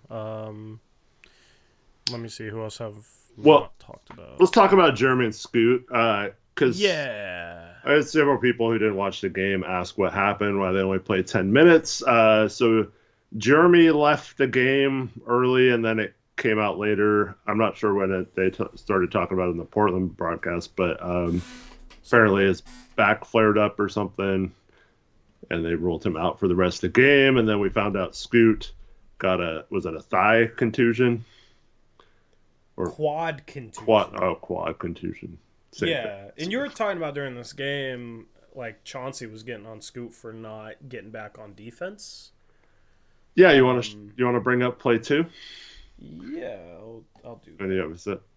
I'll do that. So, like, let me just preface this by saying, like, what my question was. Like, maybe there's a chance that he was struggling to get back on defense because his quad was contused. Is that how you say it? Contused? Is that a word? I don't know. Possibly, but this wouldn't be because of that. And this is something that I've noticed every game this season. I've talked about it before. on this Yeah. on this show. Yeah, so Well, let's see here. it wouldn't be just this play on this game. Yeah. Okay, let me. For some reason, the sizing was different. So there we go. That's readjusted. All right. So this is just something I have noticed with Scoot a lot of times. So in the basic concept of a transition defense, it's usually the first person that's supposed to get back is the point guard. And, if the point guard's shooting, it should be the shooting guard and so forth. It's not really that simple, but that's like how you learn it in the basic fraction of it. In this case, so Scoot's going to shoot the ball, and it's probably not his job to get back here, but he ends up being like the furthest guy back once the shot comes off the rim. yeah. So he shoots the ball, and in the second slide, you'll see he's back around. He's back around behind the free throw line. He is the furthest guy back, even though he shot. At this point, he should be getting back, in my opinion. Yeah. And so should Reith yeah. as well. Like, he's not going in for a board. He should be starting to go back. Tamani and I think is that Chris. They should also, it's Chris, because that's going to come up later in this play. Those two, they should all be getting back. They're not crashing the boards here. The ball's already coming off. They have rebounders, including Wembanyama under there. You're not getting the rebound from him. Yeah. So, so right now though, okay, Scoot everyone's turned around pretty much except for McDermott. So Scoot has just as much, if not more time than anyone on the Spurs right here to get back. So in the third play, so Scoot, he starts backpedaling, right? Like he normally does instead of just sprinting back. And then for some reason, he just stops and plants his feet right here. Okay. Yeah. And this is what he does all the time. And it's really annoying me because he's not going to steal the ball from Victor Wembanyama here. And he's not close enough here to disrupt this pass. He just stops and then he doesn't get back. And so Chris has to get back, and Chris probably should have gotten back sooner, like I said, as well. But I watched Scoot, and this is one of the reasons why I mentioned him specifically on our transition defense, because you cannot just stop in space this far out. You have to get back. And it's not just on times he shoots. He does this numerous times in the game. Just watch him. And so he gets caught flat-footed, doesn't get back. And then in the last play, Wembanyama has an easy pass to Cedi Osman. And then what the heck is Chris Murray doing here? Why? Yeah, that's a really bad foul. Let him freaking shoot the ball, Chris. That's low IQ play, man. Just why would you even come close to fouling him here? I don't understand. But and so because the Spurs broadcast didn't show any injury to Scoot or whatever. Mm-hmm. So because he came out right after this, and I thought maybe Chauncey was talking to him about this, and so but my question is why have they not taught him not to do this at this point in the season? We're once again in almost to February. When are we going to teach our point guard to not just stop near midcourt or not even at midcourt? My theory, okay, it's just a theory, all right? My theory is they've struggled picking up ball, right? Yeah. So Scoot here is like, oh, somebody has to pick up ball. I'm going to pick up ball. The problem is he's the last line in transition defense. He's the safety, okay? The safety should not be the guy picking up ball when you have a dude leaking out up the sideline. So he has to be aware. He has to keep everything in front of him, okay? Not only the ball, but also Cedi Osman, because he's the only player behind Cedi Osman when this board is happening. Chris Murray could start working a little earlier and get behind him and then actually provide some resistance, but yeah, Scoot does this too much where he is the safety as the point guard because he plays up top a lot, naturally, as the point guard. and then he stops in transition. He backpedals and then stops and picks up ball. It has to be somebody else. Okay? Yeah. Or if he backpedals, maybe at the 3-point line, then he steps up and picks up ball. Right? Yeah. It should not be 3/4 court. It should not be 70 feet away from the rim. Yeah. And I would think that he's just guarding, like, because it could be like Tamani. Like, in Tamani's case, like, sometimes he'll just pick up the ball handler and guard him all the way down the court. But what happens with Scoot in these situations, let's just say Wembanyama kept dribbling. Yeah. He would go right by Scoot, and then Scoot would just turn around and walk up the court. And, like, it's where Tamani, if he's picking up ball full court, would slide all the way down the court with the guy, right? Like, he wouldn't just stop flat-footed and let him go by him. So, so I just, like, I keep watching Scoot do this, and I'm like, how are the coaches not telling him, do not do this, dude? Like, why do you keep doing this, man? It's, like, so bad. Like, I mean, we don't know if they're telling him or not. No, I know, but, like, could be an ineffective teaching thing from them. I don't know. Right. I know. Because I think Scoot is coachable, but I mean, that's where it's like, if they're preaching, you got to pick up ball, right? And especially with their aggressiveness, where, like, they try and pick up full court a lot of times, like, I think there's a chance maybe something's getting mixed up in the messaging there, where the players, or Scoot's in this situation, I need to pick up ball here. I need to stop ball. I want to pressure ball. And like the Ayton thing that we were talking about, like, stick with Wembanyama, and he just literally sticks with him. Yeah, that's the problem, is, like, a lot of defense, you have to know what to do given the situation that's playing out offensively for the other team. And that's the problem, is, like, situational awareness defensively, we are awful in. Some of that is a young thing, but also some of that, I think, is a coaching thing, because we've situationally struggled with veterans under Chauncey Billups. So that's where I think it can both be, yes, this roster's young, and no, this coach is not doing a great job coaching this team. This coach is struggling to coach this team. It can be both, despite what a lot of people would tell you. And, I mean, this situation from Scoot, in this scenario, he has to stay behind Shetty Osman, okay, try and deter the pass. If he's with Shetty Osman and Wemby throws this pass, he can try and break it up. So then Wemby dribbles the ball up the court, giving Chris Murray time to get back to Shetty Osman, and then Scoot steps up and guards the ball at the 3-point line, okay? Yeah. Or somebody else does, and he rotates to one of the wings. That's how you defend this. And then you're in the play, you're stopping this pass over the top, and then you pick up ball once it becomes a threat at the 3-point line. The ball is not a threat until it's at the 3-point line. Wemby ain't going to shoot from here. So that's where, experience should come into play, but he needs to be taught that. And the fact that we're seeing him do this so much, so regularly, without any change, is disconcerting. Because this is something that should be improving, even though he's a rookie. And I don't think Aeromancer's saying this, but so Eric Olson was saying this in the chat earlier in the stream as well. So you do need to stop ball in transition, but there is a big difference between stopping ball and just completely taking yourself out of a play, which is what Scoot has been doing on this. Yeah. Coaches will teach you, first rule of transition defense is stop ball. But when you're the safety, you can't let somebody get behind you because you're stepping up to ball 3/4 court away from the rim and just letting somebody have a free run to the rim like Shetty Osman has here. That's a free bucket. Yeah. That's a free bucket. That is more dangerous of a threat than Wemby having the ball this far away. The free runner to the rim is much more of a threat. And that's basically, defense is, in a way, minimizing threats. Okay?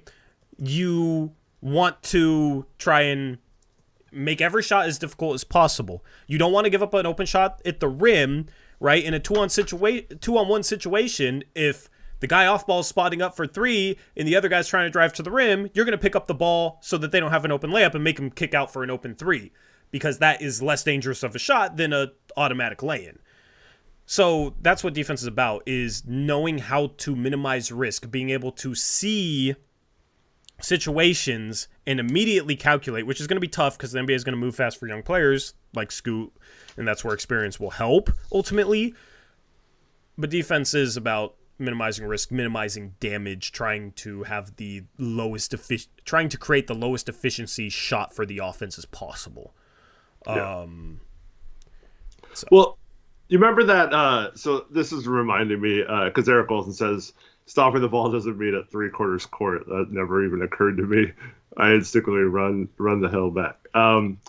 This reminds me of, remember the game the Blazers played the Nets in the bubble, and I think it was Garrett Temple was telling, I forgot who it was, but he was telling someone like, I don't care who the heck, what the heck is going on, like you guard Dame like past half court, and they were double teaming past half court, like, okay, if you're playing Dame, maybe you guard him that far back just so he doesn't shoot. But like, other than Dave, like, there's not many players you need to guard that far out. And two, if you're picking up ball, it's not, just stand there and let him drive around you, and then you're not guarding ball anymore. You have to actually guard ball, and guarding ball means staying in front of the player. And when they're dribbling at you and you're spread out wide-footed, like flat-footed, not in a position to move your feet well or quick enough, like how do you expect to stop ball? You're not stopping ball. That's the opposite of stopping ball. You're taking one of your defenders out of stopping ball. So there's a big difference. If you pick up there, you have to be in position to move backwards with, like, when he's backpedaling, if he's like sliding his feet in a defensive position and is quick enough to stick with him down the court, that's one thing. But he's like losing all his momentum, stopping and then letting the guy go by him, and I just get frustrated with that. I don't understand how the coaches have not emphasized it. And when he immediately got taken out after that, I was like, man, I wonder if they're like taking him out to tell him, like, dude, we told you not to do that anymore. What are you doing? But yeah, I didn't find out till later he was hurt. But yeah, I don't know, man. I don't understand why it hasn't been getting better. And you can excuse this game by the injury, maybe. But like I said, it's been happening multiple games. I'll try to point it out more often too when it does. Are you muted? Yeah, I was muted. Sorry. So Grant goes out with back soreness, Eric. Back soreness. Like, is this the first signs of tanking? Maybe. I don't know. Like Brogdon, super late scratch. Yeah. Grant, back soreness. And then Scoot, quad contusion. I don't know why they'd bench Scoot to tank in a game like this, but I don't know. Like, we've seen it happen the last 2 years, right? This is a little bit early, but it's against a team that the Blazers maybe have a chance in catching in the tank race, right? And 3 guys like that with just random stuff that they end up missing basically the entire game from. I'm not saying they are tanking. I'm not saying this isn't actual injuries for all 3, but can't help but raise an eyebrow at it, you know? Yeah, I mean, Brogdon did get hurt last game, and I said at the time, oh, great, he's going to be out through the trade deadline. I made that joke on the stream afterwards, and he ended up finishing the game, but I don't know, that guy does not usually play through injury very much, so who knows, man. You can say maybe, I don't know, like, I don't get it, because if this is tanking, why have they been starting Brogdon lately then? You know, like, it's just weird. Like, why is Brogdon playing crunch time minutes over Scoot in previous games? I don't know. Like, it doesn't feel like tanking. It feels like they're trying to win. They're playing their veterans big minutes when they're not hurt. Yeah, I don't know. And that's man. why I don't believe it is tanking. It's just eyebrow raising is the best way I can describe it at this point. Well, honestly, this is so is Scoot just hurt? Like, because honestly, I don't think he's played well enough to where it's not like Anthony a couple years ago that's breaking out and you have to bench him or whatever, right? So like, yeah, that's the other thing. Yeah, I don't know if it would be that, but yeah, that's the other reason why I do not believe it is. But I've just seen this movie before, you know. So snow day, but we're seriously trying to win, even though we just traded our veterans for young players on expiring contracts. We're still trying to win though, but we're just gonna rest them first game of the All-Star break because they sat on a plane, you know, and we're not tanking though. Well, okay. It was just very weird, you know, and a precursor. So, I'm ready for it. We'll have Tankathon in a little bit. But first, shout out to Brandon Romero with a $5 dono. Thank you. Brandon says, you guys have dedication showing up after every game. There are times I would rather watch the Pistons. I haven't seen any growth from Billups as a coach. Yeah, man. I mean, NBA in general, I think, has been fun in terms of the competitiveness of the league right now, in terms of the parity. I wish defenses were allowed to play a little bit more. 4 60-point games in the last week is kind of 73 from Luka. Yeah, holy crap. These games are no longer like quite as special. But you know, the NBA, I've been enjoying not having the pressure of the Blazers. That's one of the silver linings of a rough season like this is I don't have to compare the Blazers to any other team in terms of, are we better than them or not? Can we beat them or not? And that's the first time in maybe a decade where I haven't been sitting here comparing the Blazers to other Western Conference teams. So, you know, that's part of the positive with the downside, but I fully understand. Yeah, this team is rough to watch. You know, it's occasionally I'll have to force myself to keep watching a game, you know, and just like try and look for random little things to keep myself engaged. And you know, it's weird because normally that's never an issue for me. You know, this team is just rough right now, but we're here after every game. We stay true to that and appreciate your support. Is Gabe still in here, man? I felt bad for him after the Spurs or the Suns blew that game. Holy crap. They won like 7 games in a row. I don't know how they blew that game, though. Yeah, that's rough. I mean, we've seen Dame have a game like that and lose, so know how it feels. Cat scored 62 and lost last week too, so yeah, wild stuff. When you give up 130 in a game, then yeah, that's how you have a 62-point scorer and still lose. But yeah, before we jump into Tankathon, I want to thank the sponsor for the stream, and it's Manta Sleep Mask. I know multiple people got Manta Sleep Masks for Christmas. You know, we did a few ad reads around Christmas time, and I've heard a lot of great things from people that bought a Manta sleep mask, whether it was for themselves or for a loved one. And if you did not get a Manta sleep mask, we still got a discount with the code Uprise for 10% off. They got a bunch of sleep aids. They got the Manta sound mask with Bluetooth speakers built into the mask. They got an aqua version now. This is actually new. So pretty fly, if that's your color. They also got simpler sleep masks, pro masks, silk mask, etc. They also have cooling eye cups, bunch of mask accessories that you can buy. So, you know, it's winter right now. If you want steam eye cups, if you deal from headaches, whenever I get a headache, I break these out. You simply microwave them, attach them to the sleep mask. They're really comfortable, really relaxing. They also have cooling eye cups and a bunch of other sleep aids. You know, if you're traveling on a plane, they got a travel pillow, blue light glasses. Maybe this is something I should invest in considering how much I'm on my computer. I've thought about getting these before. I need to get them. But yeah, you can get anything here on Manta Sleep with that discount code Uprise for 10% off your Manta Sleep order. Shout out to them for sponsoring the stream. They make a great sleep mask. And Eric, let me set up Tankathon. Do you have any new takes on prospects? I mean, we've had so many games lately. There hasn't been ton of time to look. So man, disappointing. I'm always just sitting there like, please have another bold take. I want another, hot take like I don't know, what's a random player in this draft? Like Kylan Boswell is now in your top 5 or something. I don't like Boswell. Shout out to your Oregon State Beavers for beating Arizona, by the way. That was awesome. That was great. Well, this isn't my hot take, but it might reinforce one of mine.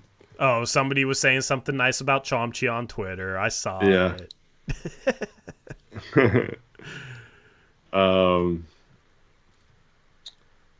Let me find it.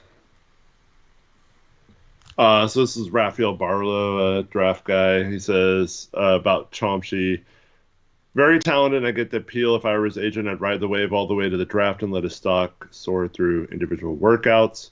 If I were a GM, I'd be concerned about small sample size versus elite competition, but would swing for the fences on his upside.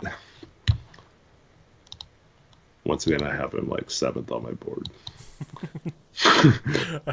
Yeah, I still think that's very wild, but I respect it. I respect the boldness.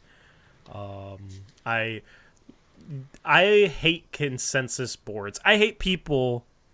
Okay, I don't hate people personally. I hate their big boards on Twitter. I hate the big boards that are like, this is consensus, and I like flipped a couple of players, and here's my big board. It's like, especially in this year's draft, if you do your research, your board is not going to look close to consensus. Right. It's going to be like the players in this draft are closer in terms of caliber from like 5 to 35 than maybe I've ever seen, and that's simply because the top of this draft isn't as strong, but I don't think the draft is that much worse when you get into the late first round. So with those players being so close in caliber, if you actually do your research, you should have a difference in opinion compared to whatever the consensus is. Mm-hmm. Yeah. If you have a consensus board, I don't even know what a consensus board looks like for this draft, because like it's not true. I don't think there's any consensus on anyone in this draft. So it's been very fascinating because like there's guys that aren't even on draft boards that people have first round grades on, and there's people who are like Cody Williams, for example. There's people like Ben Fife that have them like second round. It's like, what are you talking about, dude? But yeah, like you said, at least they're bold. But yeah, that's just crazy. I mean, like something similar to like Tankathon's mock draft, I think is kind of what consensus is on players.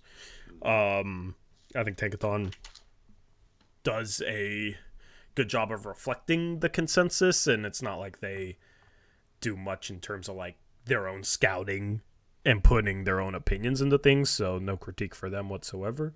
But yeah, where it's like Ron Holland, Topish, Risa Shea, and Sar are like the top 4. I feel like that's the consensus top 4 right now. Mm-hmm. Yeah. Not mine. Not yours, which I respect. And I have Dillingham and Cody Williams in my top 4 right now, so not my top 4 either. Well, I did too. What's up? What'd you say? I also have them in my top 4. Dillingham and Cody Williams? Yeah. So it's Sar, Salon, Williams, Dillingham, Williams. Yeah. And mine is Sar, Dillingham, Williams, and then I forget who I had it for. And then it's a toss up at 4. Yeah. That's interesting that we are in agreement on those 3, though. So it'll be interesting to see. Dillingham has been somebody rising lately that I feel like me and you were pretty high on before he became a top 10 prospect. For me, I like my movement pattern guys that can create separation. I just think he's going to be able to score at the NBA level. He's going to be able to be a 20-point per game scorer. Like, he has the upside of a star scoring guard. It's kind of sad. Right now, I might have more faith in Dillingham becoming a superstar guard than Scoot. I don't don't think that's crazy at all. So, with the Blazers needing a superstar, Eric, what if they're sitting there at like 7 and all our top prospects are on the board and Dillingham is sitting there? Then what? Because we had this conversation before the season where, like, I'm not sure the Blazers are in a position where they draft for need if there's clearly one prospect that, in my opinion, they should take because he has a super high ceiling. Mm-hmm. And people are like, why would you take a guard? Why would you take a guard? But, man, if that was the situation at, like, 7, and he was the only player left from my top 7 on the board, I mean, can you say no? Well, I had... What if we got the first pick and got Sar, and then someone called and offered like the 3rd pick for Scoot, and we could get Dillingham? I feel like if we took that trade, it's gonna come back to bite us, and if we don't take that trade, it's gonna come back to bite us. Yeah, like, there's no right answer, right? Like if we trade Scoot, the next year he's gonna have like a Darius Garland sophomore jump and look like a star. That's what I'm worried about. I think I'm not ready to give up on Scoot for Dillingham, but also I don't know if those two can play together, and if we're sitting there with the 7th pick because we moved down in the lottery and Dillingham's the only player from my top 7, like I don't know how you, especially if you're sitting there with like the 11th pick from Golden State too. Yeah, I don't know how you say no. Yeah, the only thing, I mean, Scoot's not tall either, but I think Dillingham's going to measure like 6'1". Yeah. So he's a little small, I guess. I just am, you know what's sad? I'm just like waiting for that forward prospect that's like a no-brainer for us in the lottery, but it hasn't materialized. It's just been guards. Like Jason Tatum, when he was the 3rd pick for the Celtics, he was my favorite player in the draft. And if he was in, last year's draft class, I would have had him over Scoot. Like, I love Tatum coming out of college, coming out of Duke. And I would have been sitting there like, that's our guy. That's our forward for the future. That's going to be our star forward. That guy's perfect for us. It just has not materialized in that way. And maybe Cody Williams is that guy, but I'm not as high on Cody Williams as I was on Jason Tatum. He doesn't have that natural scoring ability. Like, he can score, but Tatum was just a natural-born scorer. Yeah, I had Tatum number 1 on my board that year. Mm-hmm. And, there is someone who could be very much like Jason Tatum in this draft. Who's that? I mean, you should know already. I already made this comparison. Salon? Yeah. I don't see the comparisons at all. Like, at least at this stage. He has potential, but Tatum... He's the next Tatum, man. Tatum was such a better ball handler at this point, though. Like... He's a little... I mean, obviously Tatum was more groomed from an earlier age to play basketball, so he's a little further along. But well, that's the thing with Salon. He hasn't been playing organized basketball for that long. I don't know how long he's been playing organized basketball, but he got a late start into his basketball career. So, like, is that comparable to anyone who is then just absolutely taken off once they reach the league, where they started playing organized basketball later in their childhood compared to other top prospects? That was a lot of foreign players ended up having that happen. Aeromancer says Embiid. Yeah. Yeah. Or Giannis. I mean, I think Giannis couldn't shoot. So that's the big difference with Giannis and Salon. But in terms of like off the dribble ball handling, the way they move, I don't want to say he reminds me of Giannis, but he reminds me more of Giannis than Tatum.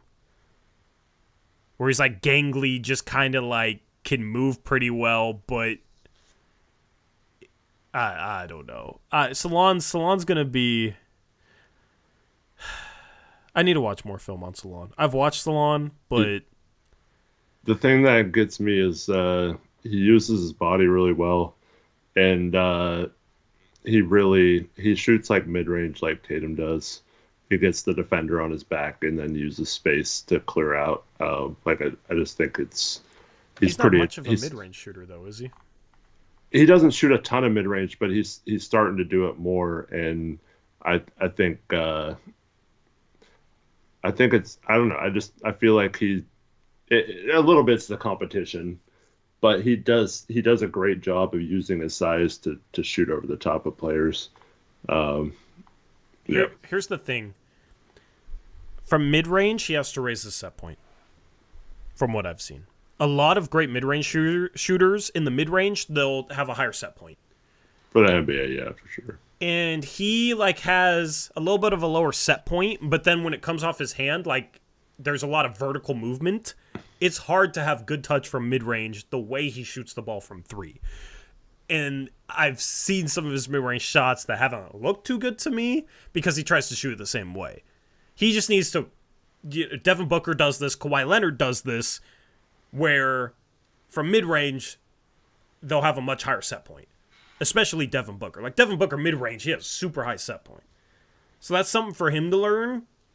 If he can carve out space and then just rise up like that and be consistent from mid-range, then we're talking. The thing that impressed me with Tatum in high school even was some of his passing flashes. And he hasn't become an amazing passer, but I was always impressed as to how he read the game in high school. Mm-hmm. Where Salon is still learning that. Yeah. So he's a guy I would love to take as an upside swing. At 7, if he was there, it's just hard for me because he is more raw, but he does have upside. Not to switch up to someone else, but that's what the passing flashes for me is why I'm intrigued by Chomsky at his size. Yeah. Yeah, I haven't watched Chomsky other than 2 minutes of highlight footage, so I am not educated enough to even speak on him yet, because footage is tough. But this is Friday. We can go through college games tomorrow. Tomorrow's Saturday. Lots of college basketball games, and there's no college football games because college football is obviously over, and there's no NFL games. This weekend, it's only Sunday for NFL games, so tomorrow is a great scouting opportunity. But as far as the tanking picture, the Blazers are 2 games away from Charlotte, 4 games away from San Antonio. They are 3 games away from Toronto, so they are in their own little world here with the 5th best odds, which is what they had last year, 42% chance at the top 4, 10.5% chance at number 1. Golden State's pick. They lost yesterday. You know what's funny, Eric, is... I had the best case scenario yesterday in picks against the spread because they played the Kings. The Kings were 2-point favorites. And I was like, I don't really know who to take here. I'm just going to take the Warriors because if the Kings win, then at least the Warriors pick will be better for us. And if Golden State wins, I'll win in picks against the spread with the Kings being a 2-point favorite. And then the Kings beat them by 1. So I got my picks against the spread pick right and Golden State still lost. So that was kind of miraculous.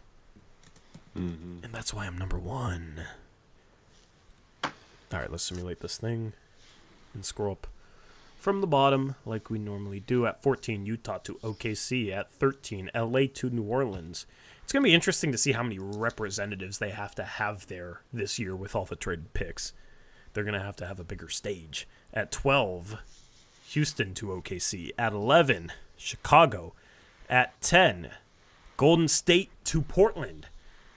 At 9, Memphis, so far so good. At 8, Atlanta. At 7, Toronto to San Antonio, moving down 1 spot. Which means that... Who was 6?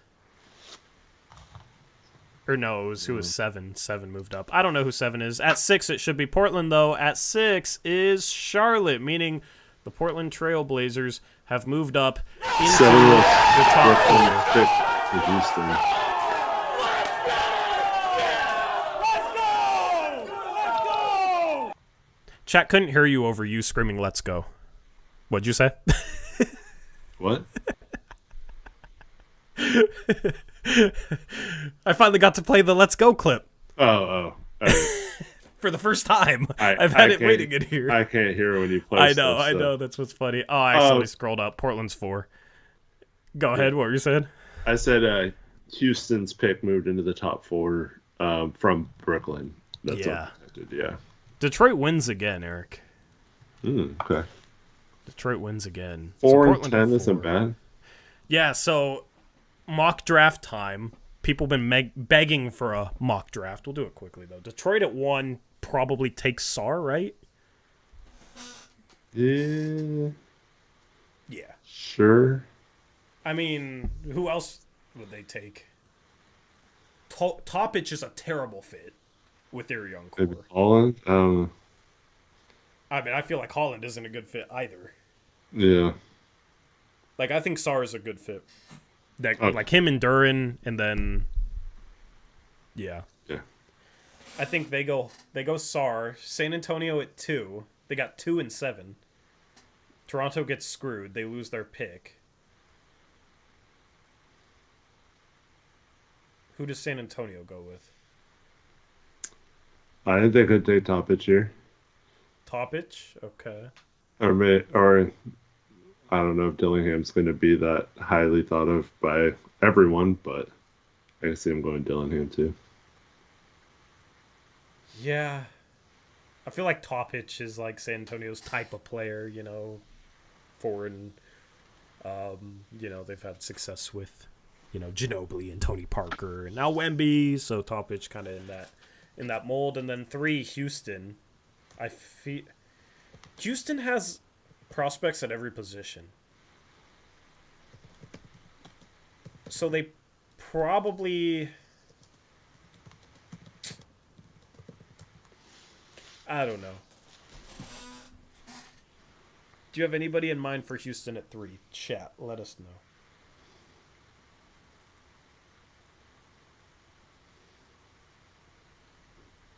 Who do you think they'd take at 3, Eric? Do you know? I don't know.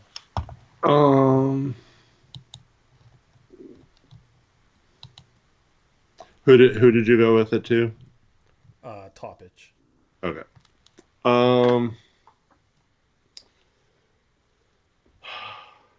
I think this is where like Walter could come into play.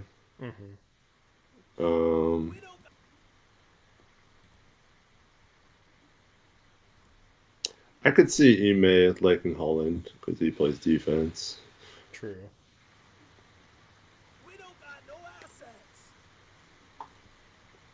I guess they did take Şengün, but I'll say I don't know if I could see him taking an international guy. Because Rishashur could be in play here too. Do we just want to go on Fanspo, simulate a lottery, and then just make our own picks even odd? I mean, for the lottery. Maybe some other time. I don't know. Let's just go through this quick. I mean, that would be quick, but this is actually taking forever. So, Houston, I mean, there's no consensus. I know, that's the problem. There's absolutely no... That's why I was saying who we picked. Like, here for Houston, I would go Dillingham. Yeah. Okay, let's go Dillingham then. Okay, let's go Dillingham for Houston. Replaces Van Vliet long term, shot maker, can play off ball. Like, fits them actually pretty well. So, all right, let's just do what we would do then, I guess. All right, Detroit, I'm taking Sar. San Antonio, I'm taking. I think we're both taking Dillingham, right? Or who? Yeah. Yeah. And then Houston.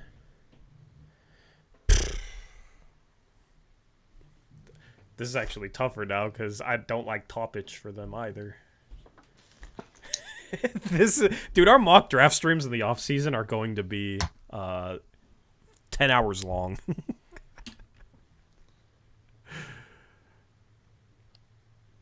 The mock off season draft is going to be fascinating too. Let's have them take Rishashur then. I don't know. I think he's a good fit. Okay, Rishashur. So Portland at 4. All right. So me and you are in the,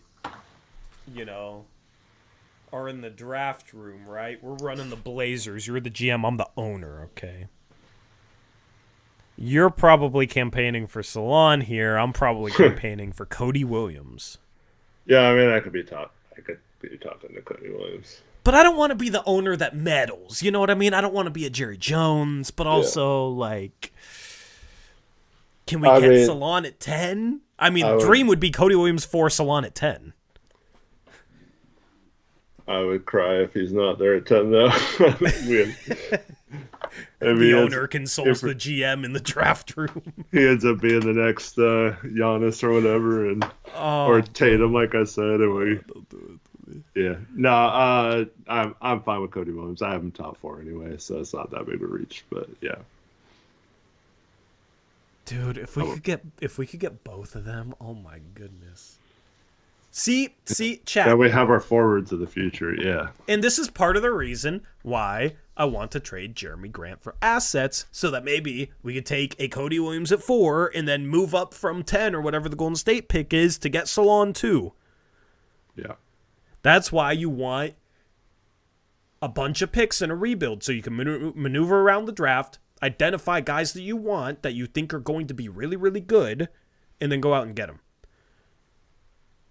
So I would like to have some extra picks to play around with, because you're trading potentially the number 1 pick in 2029 if you're just going to flip you can maybe place protections on it, but we have unprotected picks from other teams in 2029. That's not as easy as like maybe a couple 2025 firsts that have some protection on them from other teams, right? Or whatever you'd get back. And that's where it's like, oh, why in the world would Portland want the Siakam package back for Jeremy Grant that some people have talked about? Why would they want 2 other 2024 first-round picks, blah, blah, blah, blah, blah. You can use them to trade up. Now, it's tough because maybe a team doesn't value that part of the draft. Like, it's a little tougher in a weaker draft. But you can always try and... Yeah, you can always try and flip those for future first and then attach them to the 10th pick to move up to 7. Eric, I have decided that this is my draft strategy for this year, officially in January. Yeah. Try and get both Salon and Cody Williams. Yeah. I mean, I want Salon and Chomsky, but yeah, Salon and Cody Williams would be nice too. Well, we need another first-round pick to get Chomsky too. We trade Brogdon to Philadelphia for the 25th pick. Although, can they even trade that pick? I don't know, because they got a bunch of picks from the other trade. I don't know. Yeah. I don't know if that's going to be enough if he stays in the draft. I mean, the Knicks pick? I don't know, man. You know, that's... Do you think Chomsky's going top 20?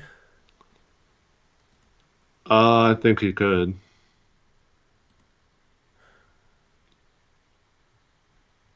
In this draft. Yeah. You know what? I think it's going to be one of those late risers that just shoots up. Yeah. Yeah. I think he'll definitely, just based on trusting you, I think he'll shoot up at least a little bit. Who knows how high, though. I'm starting to really enjoy this draft because of the unknown. Dude, when I did my draft board, I liked it. I didn't like the second round as much, but because, it's kind of a stretch. There's guys that are probably a second round in most draft that you have to put in your first round. Just because I don't think there's 30 guys in this draft that are like a first round grade, but some of them are going to get first round grades. Yeah. But I mean, just looking at here on Tankathon, right? Like Chomsky, I don't think is going second round, but Tristan da Silva is a guy I kind of like. Carrington, I don't really like for the Blazers, but he's a point guard that intrigues me. Dylan Jones, there's question marks on if his game translates, but at least he has game. I think he'll be a good role player. I think he actually reminds me a little bit of Josh Hart. I don't know, Tankathon's kind of weird. There's a lot of guys that, like Jackson Robinson's a lot higher on a lot of other sites. Yeah. But, like... I like Hunter Salas, too. Yeah, so, like, Justin Evers, PJ Hall, Tyler Kolek, Tyrese Proctor hasn't been good this year. Like, some of those guys can fall, but... And, like, Trey Alexander, like, these 5 don't really have interest in. But Klintman, it's kind of intriguing. Oso in the second round would be intriguing. Zach Edey, it sounds like it's going to be, like, picked late first round, which I'm cool with, you know, with the Blazers having right now the 34th, 39th picks. Tyler Smith, like, it seems like there will be a player that we really like there at 34. Mm-hmm. Because Daron Holmes. Daron Holmes, yeah. Like, I'm looking at this. Like, Trenton Flowers is a little intriguing to me. Hunter Salas is listed in the second round.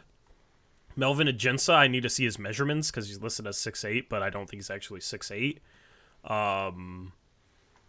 Yeah. Like, and some of these guys I haven't really looked at. There's going to be an intriguing prospect there at 34. There's going to be a guy that we're begging the Blazers to take at 34. And then they won't take him, but, you know. Right. Avicic is sitting down here, you know, right. like he's probably going to be first round, and if he's there second round, like I'll take a flyer on him. So I think this draft is at least 35, 40 players deep. I think you're going to have a chance at a solid player there early second. Yeah, absolutely. Where's Holmes on this? Is he even on there? He's at the bottom. 52. Dude, if we can get him, yeah. Yeah, and that's the thing, is like some players that we're not interested in will go in the first round, too. So there's gonna be somebody there. I'm actually looking forward to at some point diving into these second round prospects. Yeah, so for sure. Need to start soon though, because it's almost February.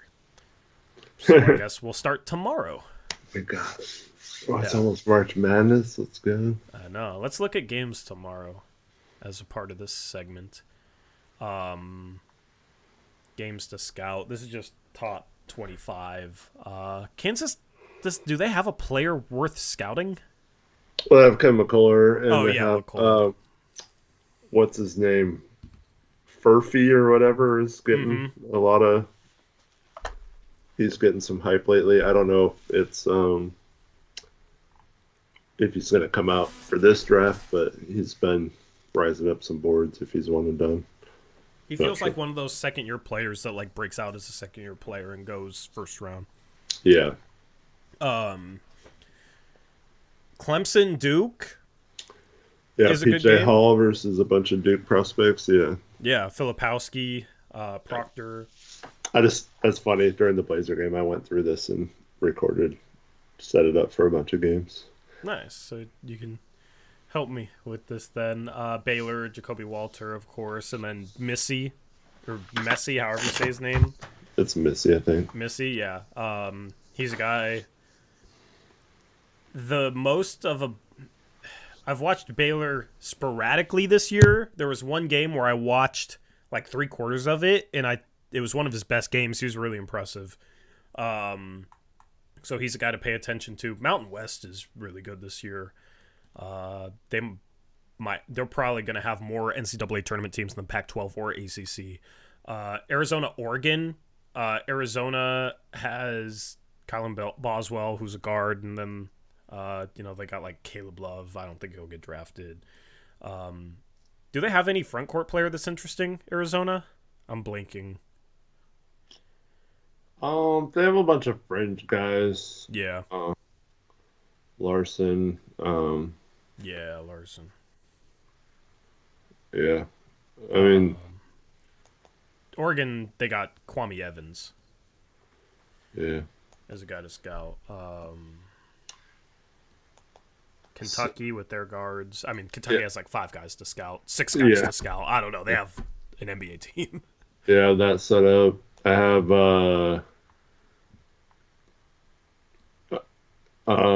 Texas at BYU.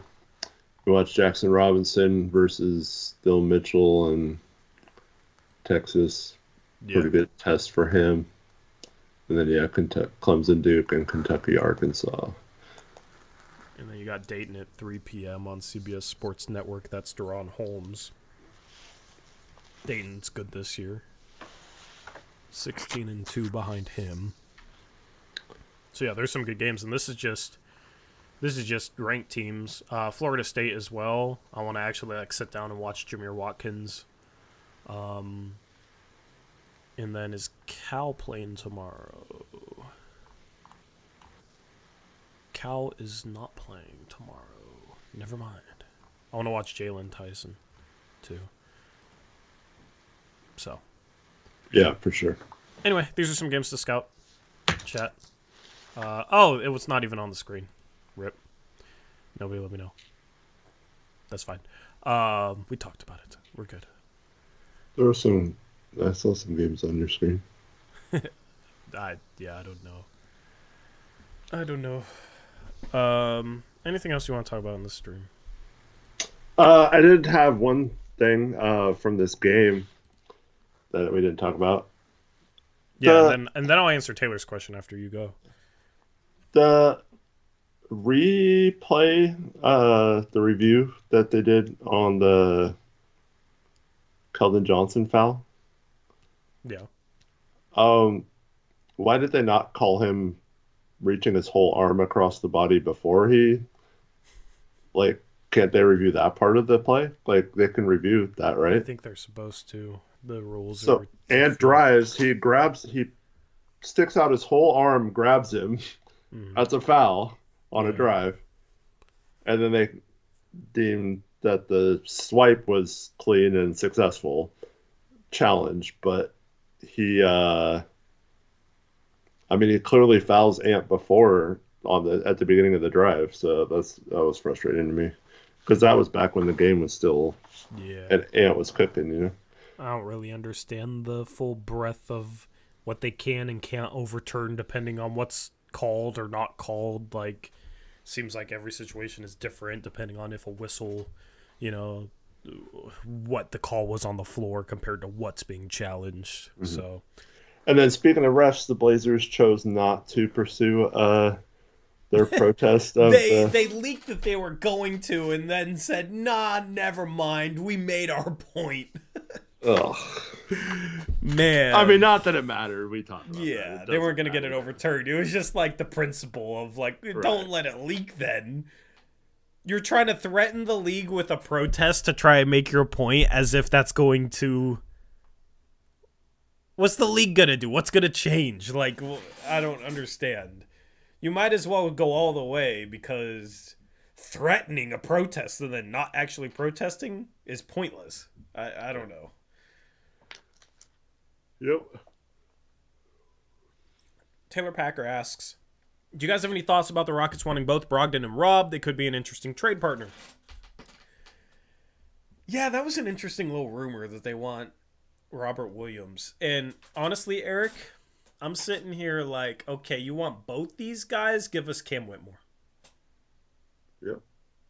I don't think they'd give up Cam Whitmore for Brogdon and Robert Williams, but if they were willing to give up Cam Whitmore, I would trade both Brogdon and Robert Williams immediately for Cam Whitmore. Yeah, and for the record, the reason why they potentially be interested in Robert Williams is because Ime loves him. Yeah. Yep, because Ime coached them in Boston. And Ime wants players like that on the Rockets. Because they don't have their bigs around other than Şengün. They don't really have a lot of bigs. They have a lot of big forwards, but they don't have bigs behind Şengün. So I'll say this: in the past, I've said, if they only trade Brogdon for like a first round pick, I'll be okay, but I won't be happy about the trade deadline. Because I also want Grant traded. But if they keep Grant, this is the one trade where if they just trade Brogdon, even if they throw Robert Williams into it, if they get back Cam Whitmore, I'll be happy with the deadline. Like, I'll take that and run and just be like, okay, fine, we'll keep Jeremy Grant, because Cam Whitmore has a chance to be a star in this league, in my opinion. He the Rockets played today. Now, they played the Hornets, who suck, right?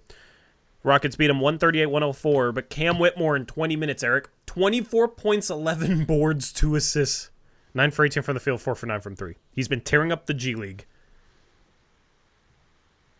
There's a chance that he's better than Sharp and Scoot long term. Like, he's a prospect that probably deserves to be in that tier. Even though he was taken 20th, he should have never fallen that far.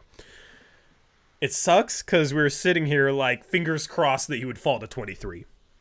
And then he gets taken by Houston, and then we get Chris Murray. Like, I wish he was in a Blazer uniform. If you can get him back for Brogdon and Robert Williams, that's the perfect type of trade for a rebuilding team to make. Doesn't make us better now, but in the long run, has a good chance of making us better, maybe much better, if Cam Whitmore can reach his ceiling. I mean, I think that makes us better now. You think Whitmore's... Well, we have a lot of guards, so is that the argument? Well, yeah. Or do you think Whitmore's better than Brogdon right now? Because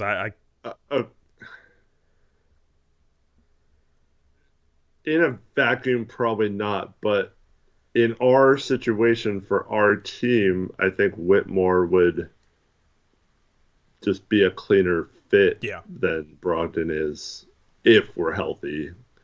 I think Whitmore is a good pairing with Scoot, and I think he's a good pairing with Anthony. Mm-hmm. I don't know, it might mess with Sharp a little bit, but if Sharp's out for Sharp's 2 weeks now been out, we haven't heard any. I think it was yesterday. It was either yesterday or today.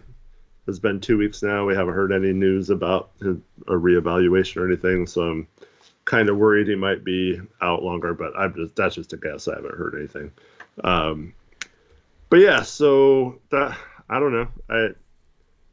I kind of think Cam might make us better this year because he could use all the. I mean, I feel like him getting minutes would be good for our team. I don't know. Yeah. Now, ultimately, I don't think Houston is going to trade Cam Whitmore. Mm-hmm. Always love how when we talk about hypotheticals, there's always people that have to, yell in chat that never happened. Like, okay, I've seen crazier trades than what we're talking about. I mean, it comes down to what does Houston value? Their collection of youth or trying to be competitive now? Well, they shelled out a ton of money for 2 veteran players to play in front of their youth this past offseason. So, and then you got Ime Udoka, who, did he coach Brogdon too? No. Yeah, because Brogdon was just there last year and Ime wasn't there. Yeah. Well, but he got brought in when Ime was still there. Yeah, Ime was still there when they traded for him, and so he thought he was going to be trading Brogdon, so I don't know what his feelings are on Brogdon, but I know he likes Robert Williams a lot. Yeah. So, this is optimistic for sure.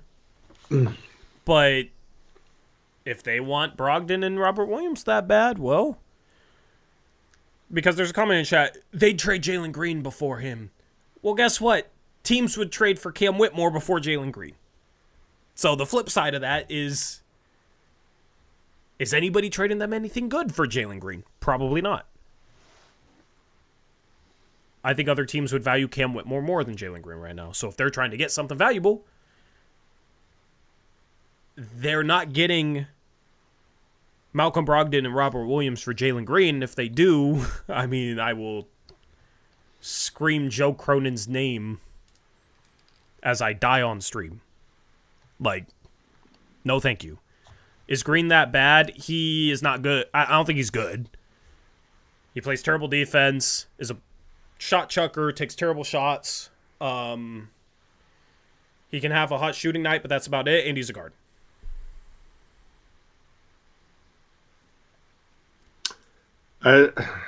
He's starting to turn to one of those players that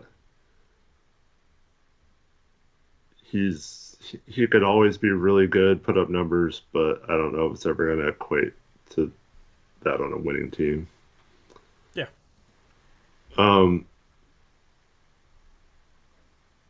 I did hear something else since our last stream. What'd you hear, Eric? That this summer, we all know this, but just to reiterate this, this summer, a lot of the priority in trades was getting back good players.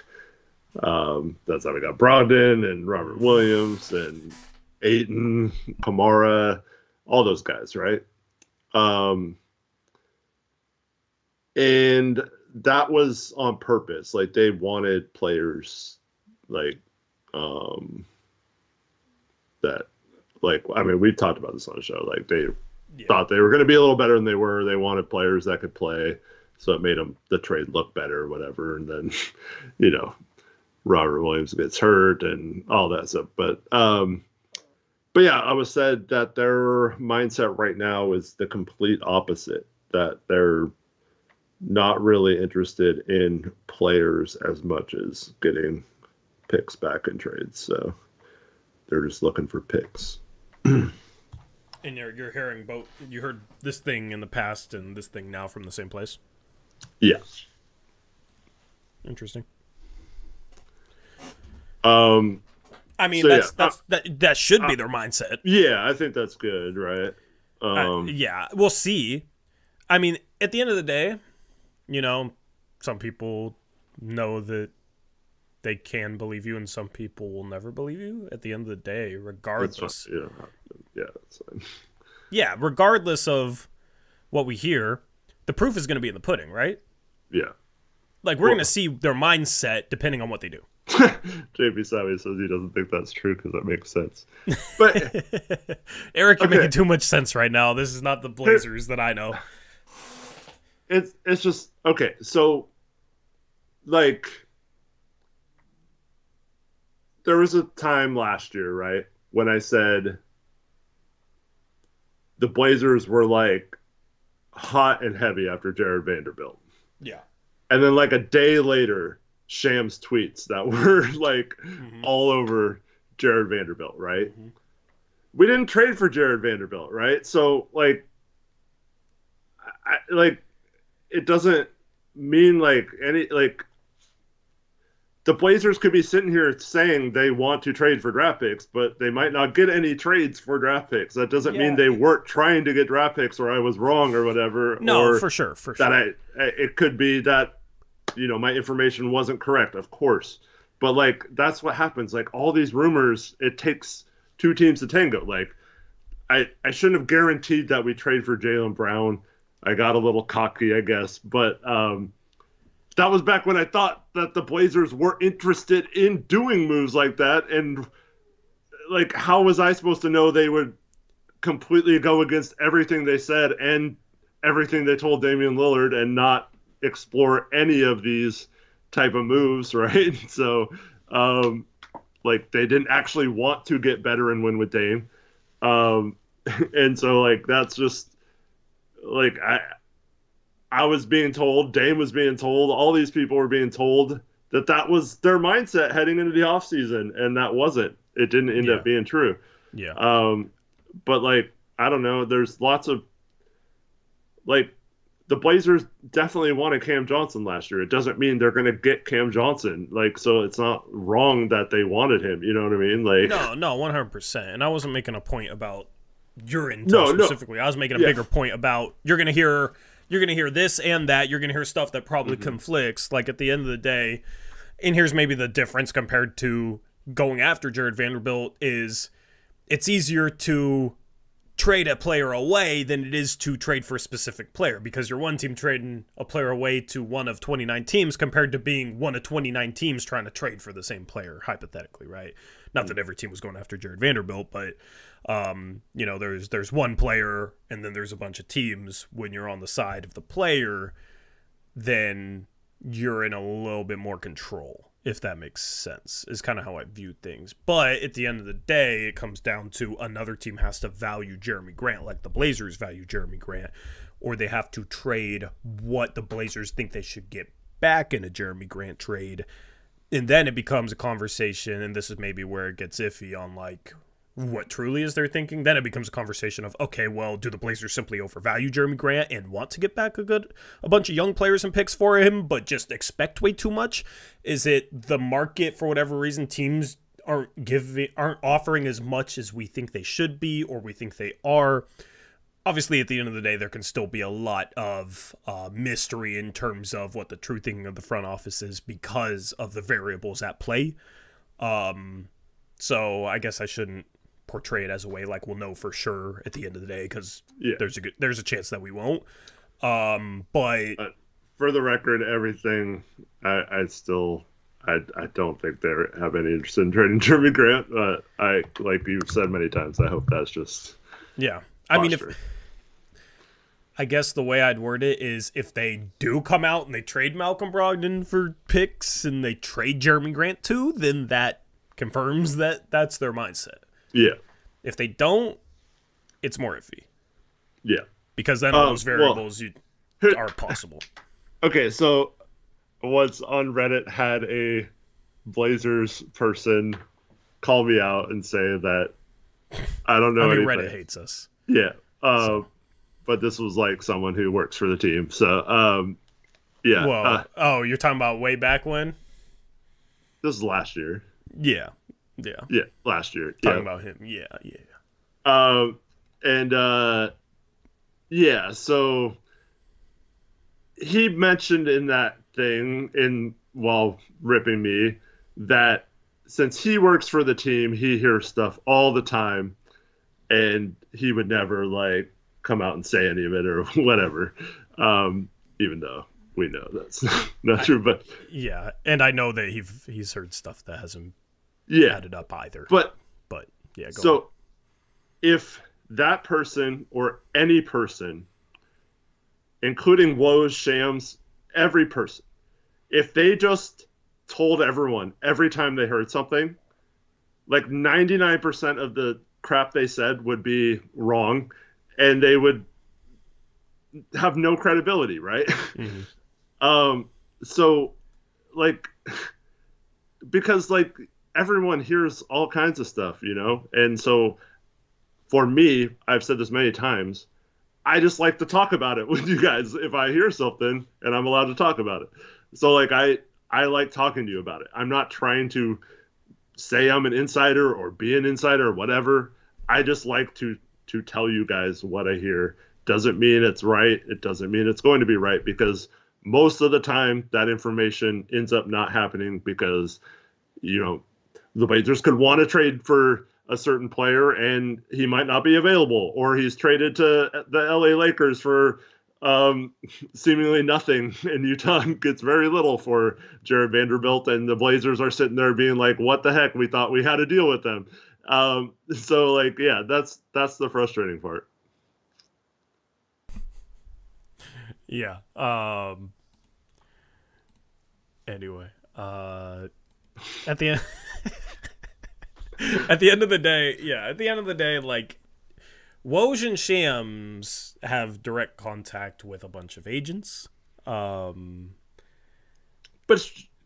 so when they break news, it's like they get it fed first, right? That's they're news breakers. There's a difference between people that discuss rumors that they hear, stuff that they hear, compared to news breakers. And you know, there's multiple sides to every story. Like, there's a lot of context that goes into it, and there's a lot of stuff where, like, trades almost happen that you never even hear about, right? But if you bring it to light and then it doesn't happen, then it doesn't happen. Well, so, like, Woj, like, every time he's on one of these shows, talks about rumors and stuff like that. How is that any different? I don't know. Yeah, I don't know. But, you know, at the end of the day, like, it's going to be interesting to see this year's trade deadline. If they, I still think they keep Grant. I think they trade Brogdon. I bring up Cam Whitmore as, like, the best case scenario for a Brogdon trade, and that's if you throw Robert Williams in too. And then you have to include, like, Oladipo and I think Jeff Green and another salary piece to match salary on Houston's end, right? And then you just buy those contracts out if you're Portland. But so That's the most optimistic scenario. The thing is, every time I bring up an optimistic scenario, people are like, see, you're so unrealistic with your expectations. I don't expect Cam Whitmore for Malcolm Brogdon. I don't expect Houston to trade Cam Whitmore at all. That's not my expectation. That is the most optimistic, best case scenario trade that I think has any possibility of happening. Okay? But if we start discussing it, then people take it out of context like it's an expectation and they'd never do that. What are you talking about? See, this is why you guys are always mad at Cronin. Okay? The baseline expectation, and this is why I say this is my expectation, because it's my true expectation, is a first round pick for Brogdon. Okay? And it's funny because I will pick those words on stream for a reason. Like, I've said that's my expectation. A trade as good as a young piece like Cam Whitmore is not my expectation. I can hope, though. I can hope. And if we trade Brogdon for like Oladipo, Jock Landale, and a couple second round picks, then doesn't mean my expectation. Then I'm mad. Yeah. I would hope that you people who are questioning that would also recognize that that's a terrible trade and not just defend it for no reason. Yeah. 100%. Yeah, I think Landale's the piece because his last 3 years are non-guaranteed. I think it's Landale instead of Jeff Green. Jeff Green isn't making that much. It is playing a lot. Yeah. So, end of the day, like, I always try and state my expectations going into trade deadlines so that you guys could literally, like, guess how we feel. And so that, like, we're fair, you know what I mean? I think a first-round pick for Brogdon is a fair expectation. I think that's everybody else's expectation. I think most people are on the same page here, that the equivalent of a first-round pick for Malcolm Brogdon is what we should get back. I'm worried about them trading for a young player and then try to say he's a first-round value when he's not. A la Keon Johnson 2.0, right? Jaden Springer.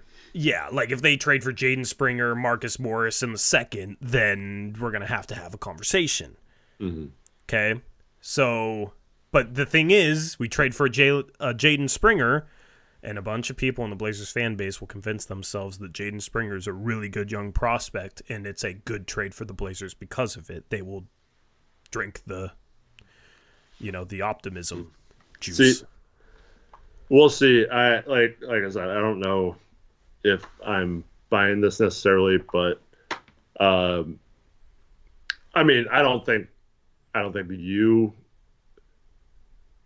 going to agree with this, I think. But the way it was put to me was, like, if we trade with the Knicks and we only get Grimes or a first, we're taking the first. Yeah. I think you agree with that, but, like, I think a lot of people would, maybe not Grimes, but, like, certain players might value them more than getting a first in a draft we already have picks and are not the best draft in terms of a lot of people's mindset. So I don't know, but I think I don't know. Hopefully they don't have to make that decision. They should be able to, negotiate to get both in those situations, especially if you're kind of pinning other teams against each other. Yeah. My guess at the end of the day is Brogdon's a 76er. That's my feeling.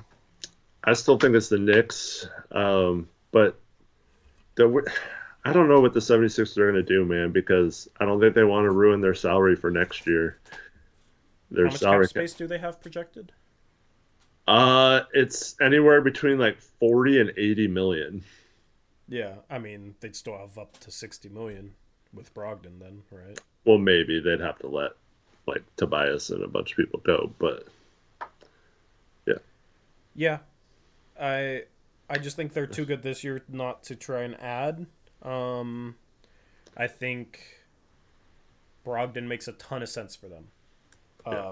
The Philly take with RB, who's a Sixers YouTuber that is a part of Hog Media, a part of our network, is adamant that the Sixers need to get Malcolm Brogdon.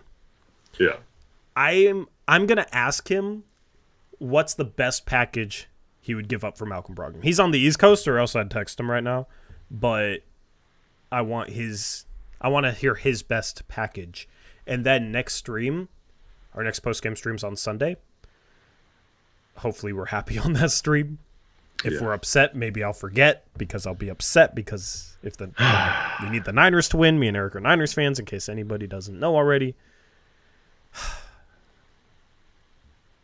I think we're going to win. Knock on wood. But I'll get his best offer, and then I'll bring it to the stream and do a chat poll of if you guys would take it or not. Man, I think Aeromancer is like the least observative person of all time. This is the first time he's noticed this hat, huh? Dude, you've had that hat since like last summer, right? Yeah, since August. I got it in Tillamook when I went to Tillamook. You pretty much worn it every stream since August. Yeah, when my hair got long, I wore this literally every stream because my hair got long. I haven't been wearing it a bunch lately because, I got the haircut and it's not it's probably messed up because I was wearing the hat. Let me look at my hair is really messed up right now, so I'm going to keep it on. But, I don't know how this is the first time you've noticed this hat, man. People don't look at the stream. In almost every stream. I know, it's so weird. Chat, how many of you just do not look at the stream? Because last stream, when you were soloing it, I put the question marks on the score, and nobody said a word for like 10 minutes. He also asked our thoughts on Avicic earlier, and I was like, dude, like the last 4 streams we've been asked that same question. Yeah, but have you noticed some recent streams when chat's gotten a little wild, how there hasn't been a single mod in chat to monitor it, and it's become the wild, wild west? Yeah. Which, is fine. We don't make our mods show up or anything. Like, we don't hold them to anything. But at least he's here, Eric, Yeah. At least we got 2 moderators here. It might be a record for this season. 2 moderators here. Unfortunately, no Connor. Unfortunately, no Jackson. Unfortunately, no Zach. But we'll take 2 mods. Where's Connor been on post games? I don't know, man. I haven't talked to Connor in a minute. I think he has I don't know. He's acting like he has a girlfriend now all of a sudden, man. He's just... He was too busy to go to either of the Ignite games with me. I asked him if he wanted to go, and he's too busy. He's working out all the time now. Connor is a model citizen, Chat should look up to Connor. He's out here. He works hard. Good guy. I know you're always for Andy works out. All right. Aeromancer, I know you have been in streams while we were talking about it.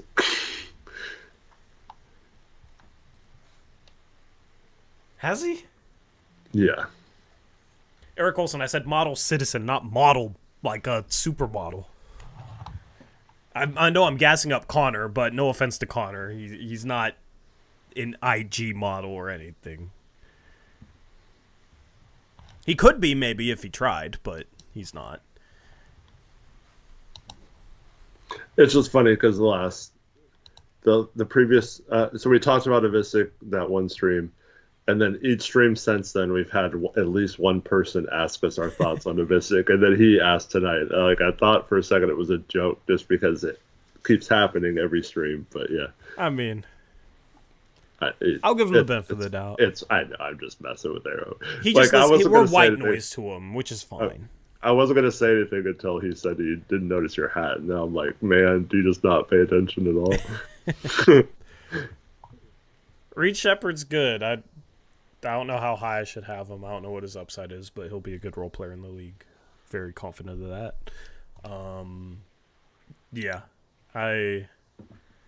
I lose my hats all the time. I don't know how. So, like, normally I only have one hat in circulation. Little Scrappy, 2.5 hours into the stream, just showed up, said, can we talk about the game, or did I miss that part of the stream? Well, Yes. When do we talk about the game? On the post-game show. That's a good troll, man. That's a good troll. People really be like that, though. They, will come in when we're signing off. Talk about the game. I have this hat in my room and then 2 other hats downstairs. So I cycle between those 2 if I'm filming downstairs. And I just wear this hat if I'm up in my room. Yep. I would love to make a Blazers Uprise hat, but I don't know. I've looked at multiple merch platforms and none of the hats look good. But I think Borna said he has some good merch connects. So I'll see. Hook that up because we need to get that back up and running. I know. I was thinking maybe All-Star break, but like also it would be kind of cool to do it for the trade deadline stream. Yeah. So we'll see. But yeah, just another thing to think about, another thing to put up on my whiteboard that's now up to my top right. If you see me looking up this direction, I'm looking at my whiteboard. Especially when I talk about future games, because I have all the games listed on my monthly calendar up here. We got Chicago on Sunday. And then we got Philadelphia on Monday. And then Wednesday, these are all home games, by the way. Wednesday, Eric, Dame returns to Portland. Oh, yeah. I'm going to a game this week. Yeah. I might be going to a game this week. Tears will be shed. At least Oscar says he'll cry. Looking forward to seeing what sort of tribute. Yeah, that'll be like the final moment of closure in a way, you know? We've kind of just been doing our own thing, watching Dame from afar, but him playing in Portland is gonna be something. So, oh man, got that this week, and then trade deadline next week. Yeah. I'm so ready for like stuff to happen. That's not just the season where we win like 2 out of 7 games, you know? Mm-hmm. So I'm looking forward to the next couple of weeks. Trade deadline's in less than 2 weeks, which is going to be fun, man. Going to be fun. We'll see what happens.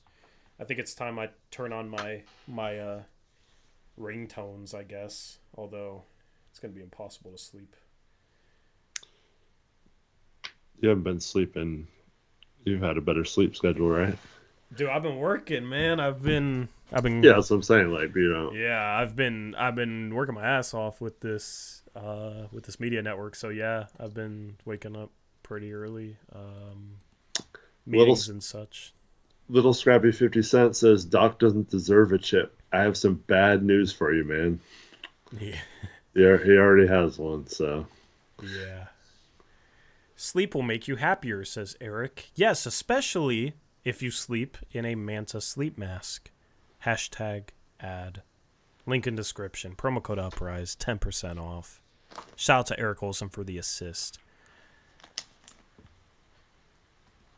You guys should buy one simply because my ad read segues are clean.